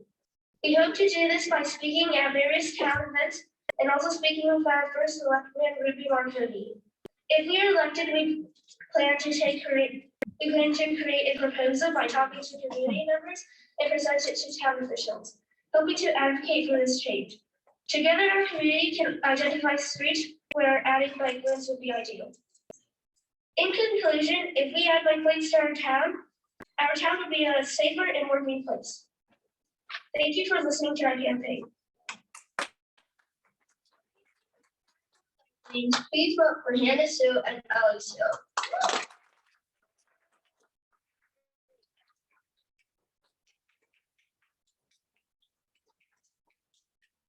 That applause going for Hannah.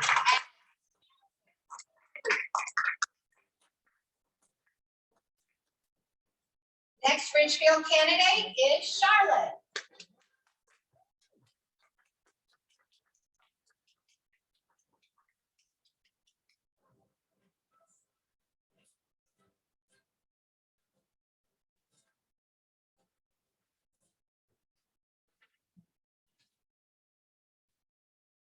Dyslexia by Charlotte Taylor Lilly is a bigger deal than you know.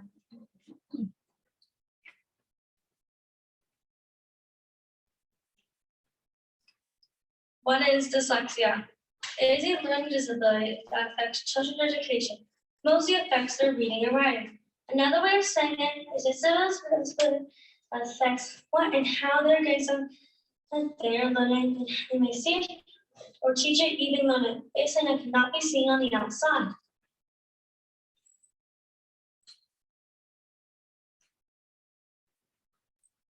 When COVID-19 hit, it harmed everyone, and our levels in education went down. But people that were dyslexic were hit harder than other kids, and education builds up kids, and kids are the future.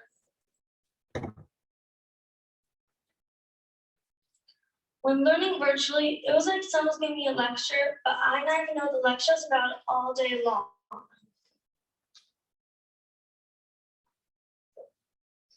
I know people who not get the right help as kids, and now they're needing lots more help today than they would have needed. Education is a very important thing in life, in our community, as well as the world today. The effects of not having the right education can cause problems as they grow up.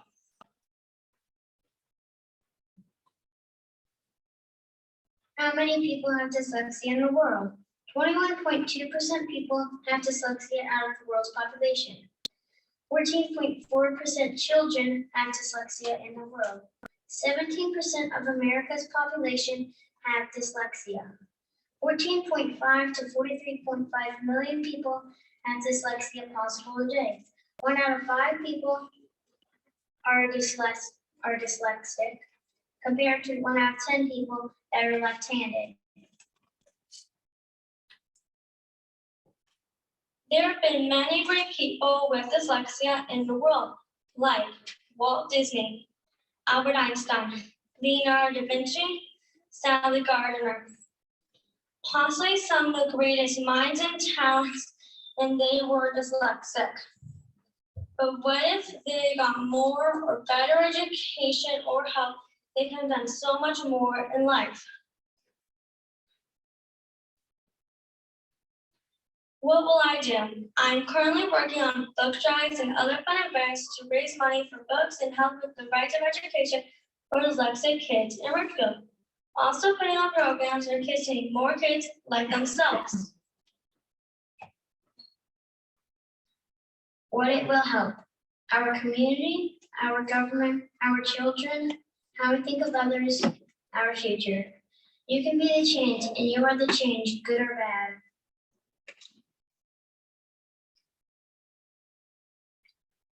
A vote for us is a vote for kids everywhere. Vote for Sean, Taylor, and Lily.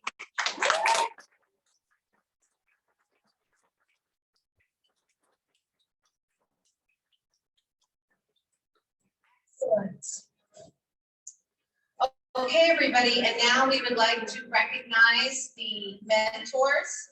Mentors, you are asked to please come up on the stage to receive your thank yous. We thank you, mentors, so much for your volunteer spirit and congratulations. So mentors, come on. Give them a round of applause. Give them some.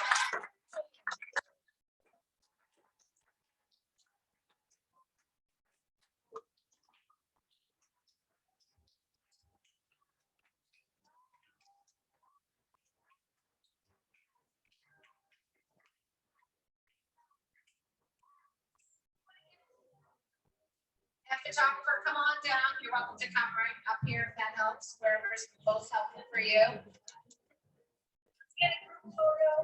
Perfect.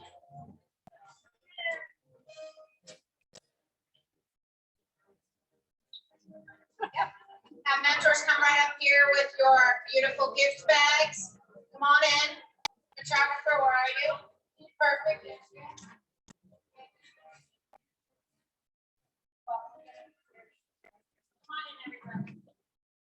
Let's not pretend we don't love taking a selfie. Come on. Come on in, everybody. Here.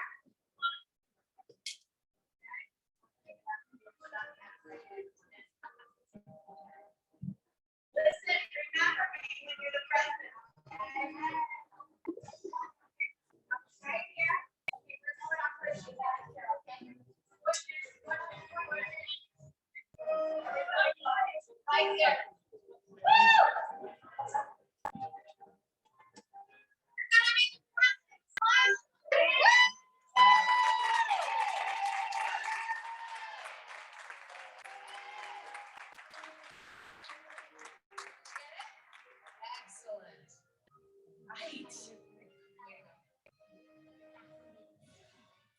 you.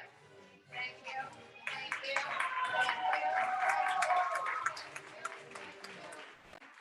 Thank you. All right. Perfect. So now we have voting music and we're voting. And you're voting, right? So are we having an extended period of time for voting or the voting has happened?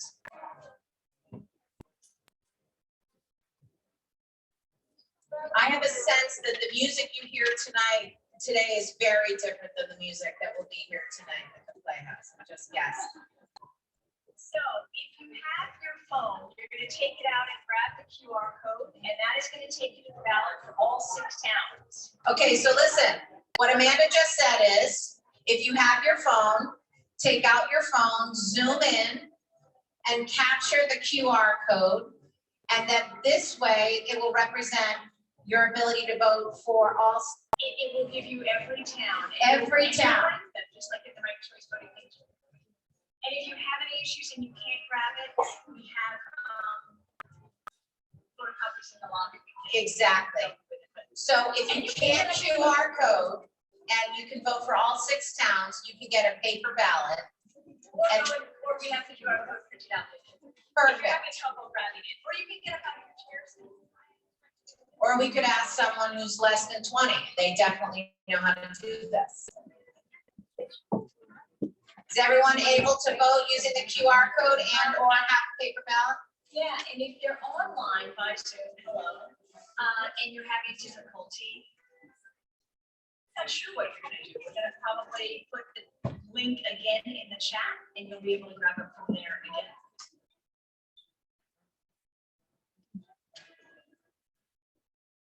So what do we do if we only have a paper ballot? Are you collecting the Yeah. paper ballots? I can take that. Okay. You don't get a paper, you can take it and enter it. So words, as long as did you rank the 1, 2, 3, 4? Yes. Okay. Raise your hand if you need help. We have lots of.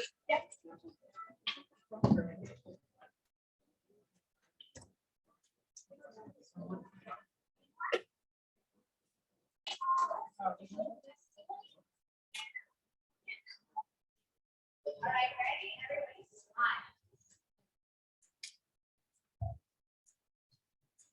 That's so cute.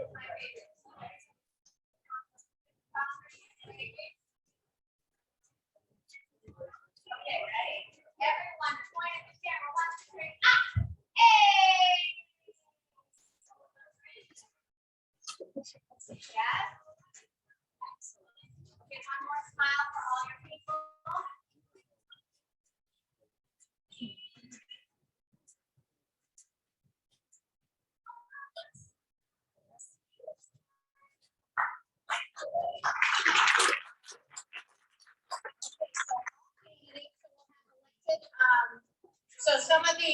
So am I announcing the winners? I think the elected officials are announcing, right?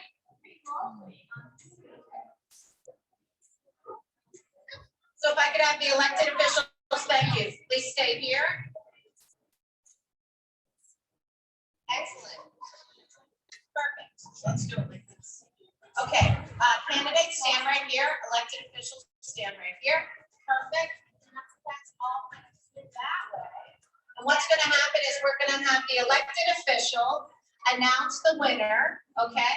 And then what you're going to do is you're going to step out of this group, but there's going to be lots of fun pictures, so be smiling at all times.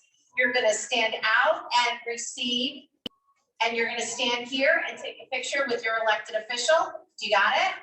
Excellent. Is everyone excited? How about nervous? You are? But you know how amazing it is already. Because today, right here at the Ridgefield Playhouse, we are considering things that we never thought about. And the only reason we're thinking about it is because you told us to. So thank you so much for making room in our brains to consider all that you care about. Thank you. So.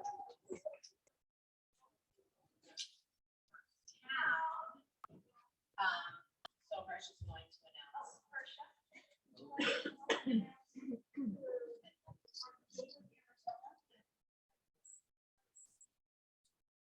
Miss President US of Gilbert, Arizona is Kaia Chiarella.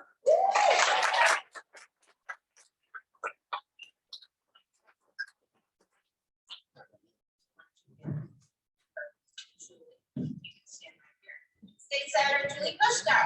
Hello, everyone, and congratulations to all of us here today. And the winner in Danbury, the new president, is Aiza. Aiza.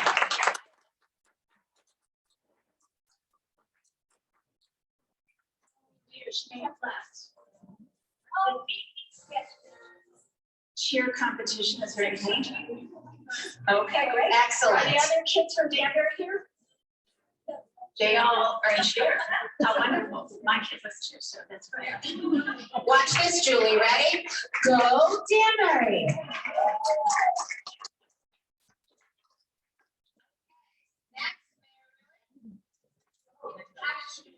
Oh, got it. Joey Severson will announce for Norwalk.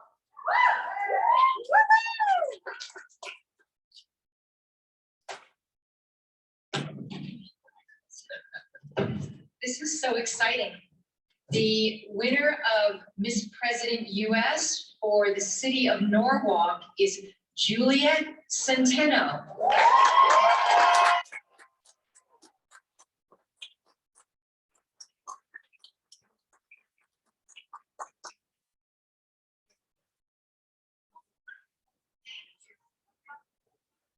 Hello.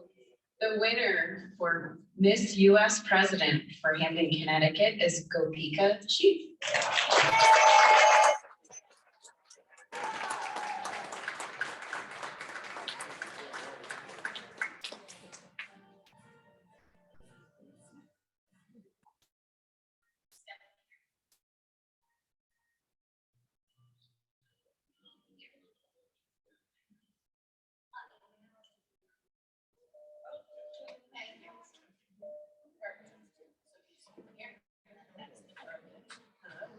This was the most contested race in Wilton, so I'm happy to announce the winner of Miss President US for Wilton is Anaya, and I'm not even gonna attempt her last name.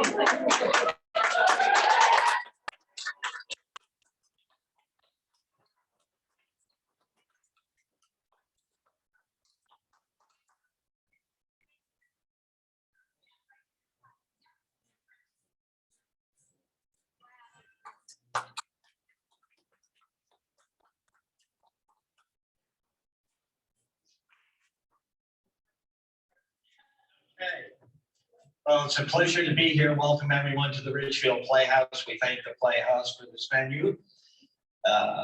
And Ridgefield's winner, and by the way, will be joining me in this year's Memorial Day parade. They're finally going to have a parade. Yeah. With the Board of Selectmen marching right in the front. Valentina McManus.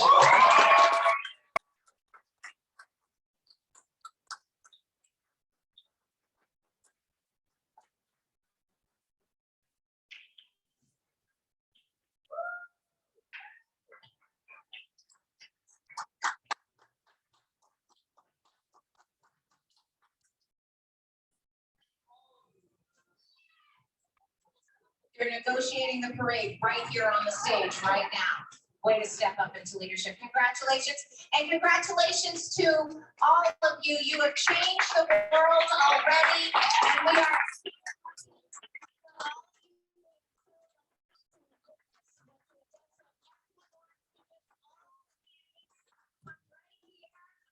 step right up.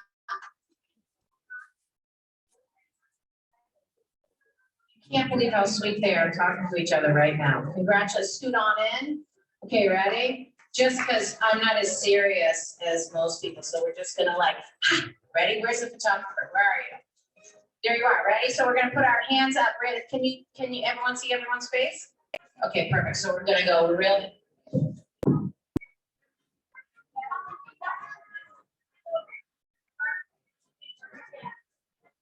everyone see everybody? What? Okay, everyone step forward.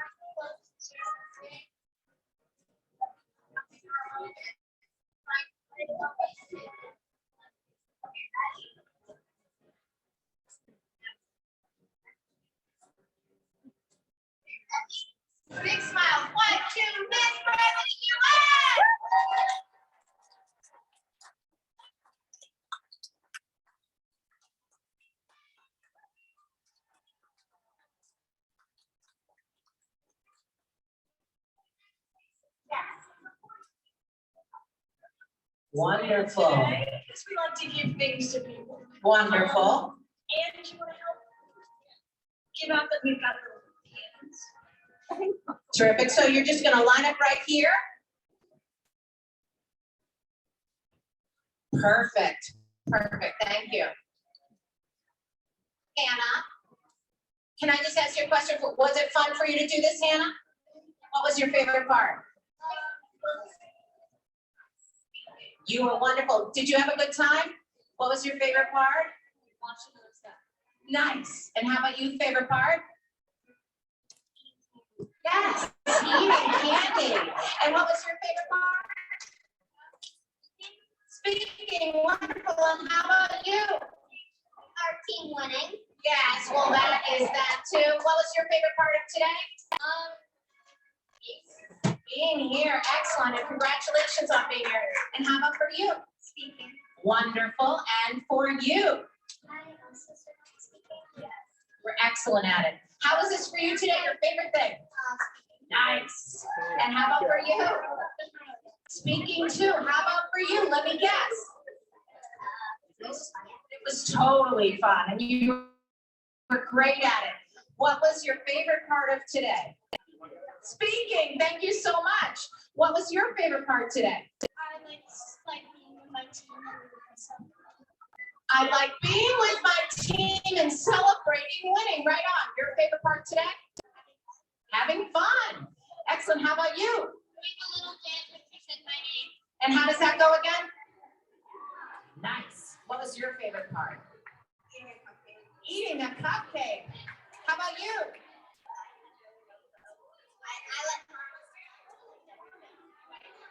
Excellent. What was your favorite part of being a part of this today? You celebrated your team winning. Thank you. What was your favorite part of today?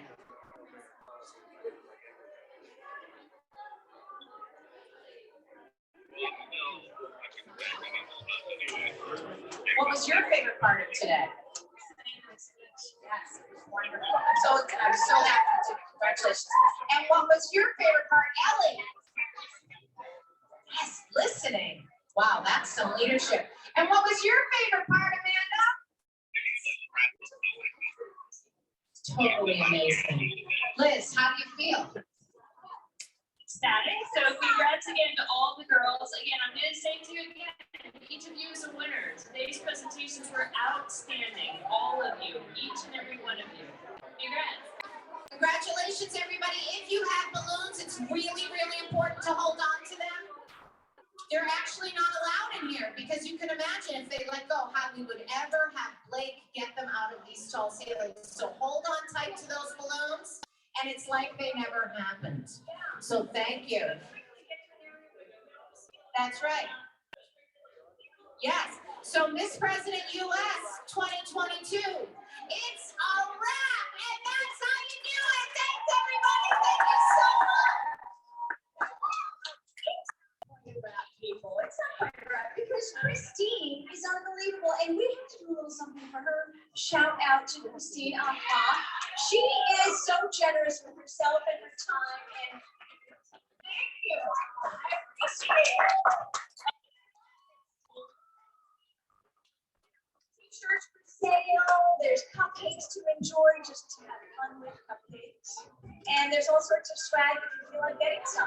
I also want to thank the Wilton team because they've been incredible and leaving us. She's moving to Ohio, and so something for her. Leaving, and you're going to Ohio, and they have a gift for you. And it looks like the most beautiful photo book, your favorite book in the whole world of Miss President US. Do you want to say anything?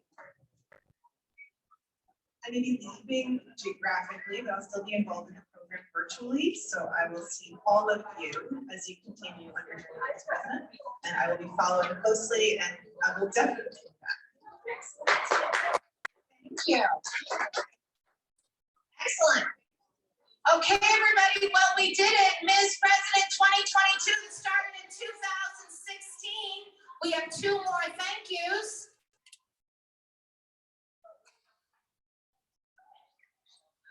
Yes, come to the stage, please. We are thanking you, Miss Fabulous Michelle Booth. Hey! Tech wizard and everything. And I've actually known Michelle via youth since the beginning of time.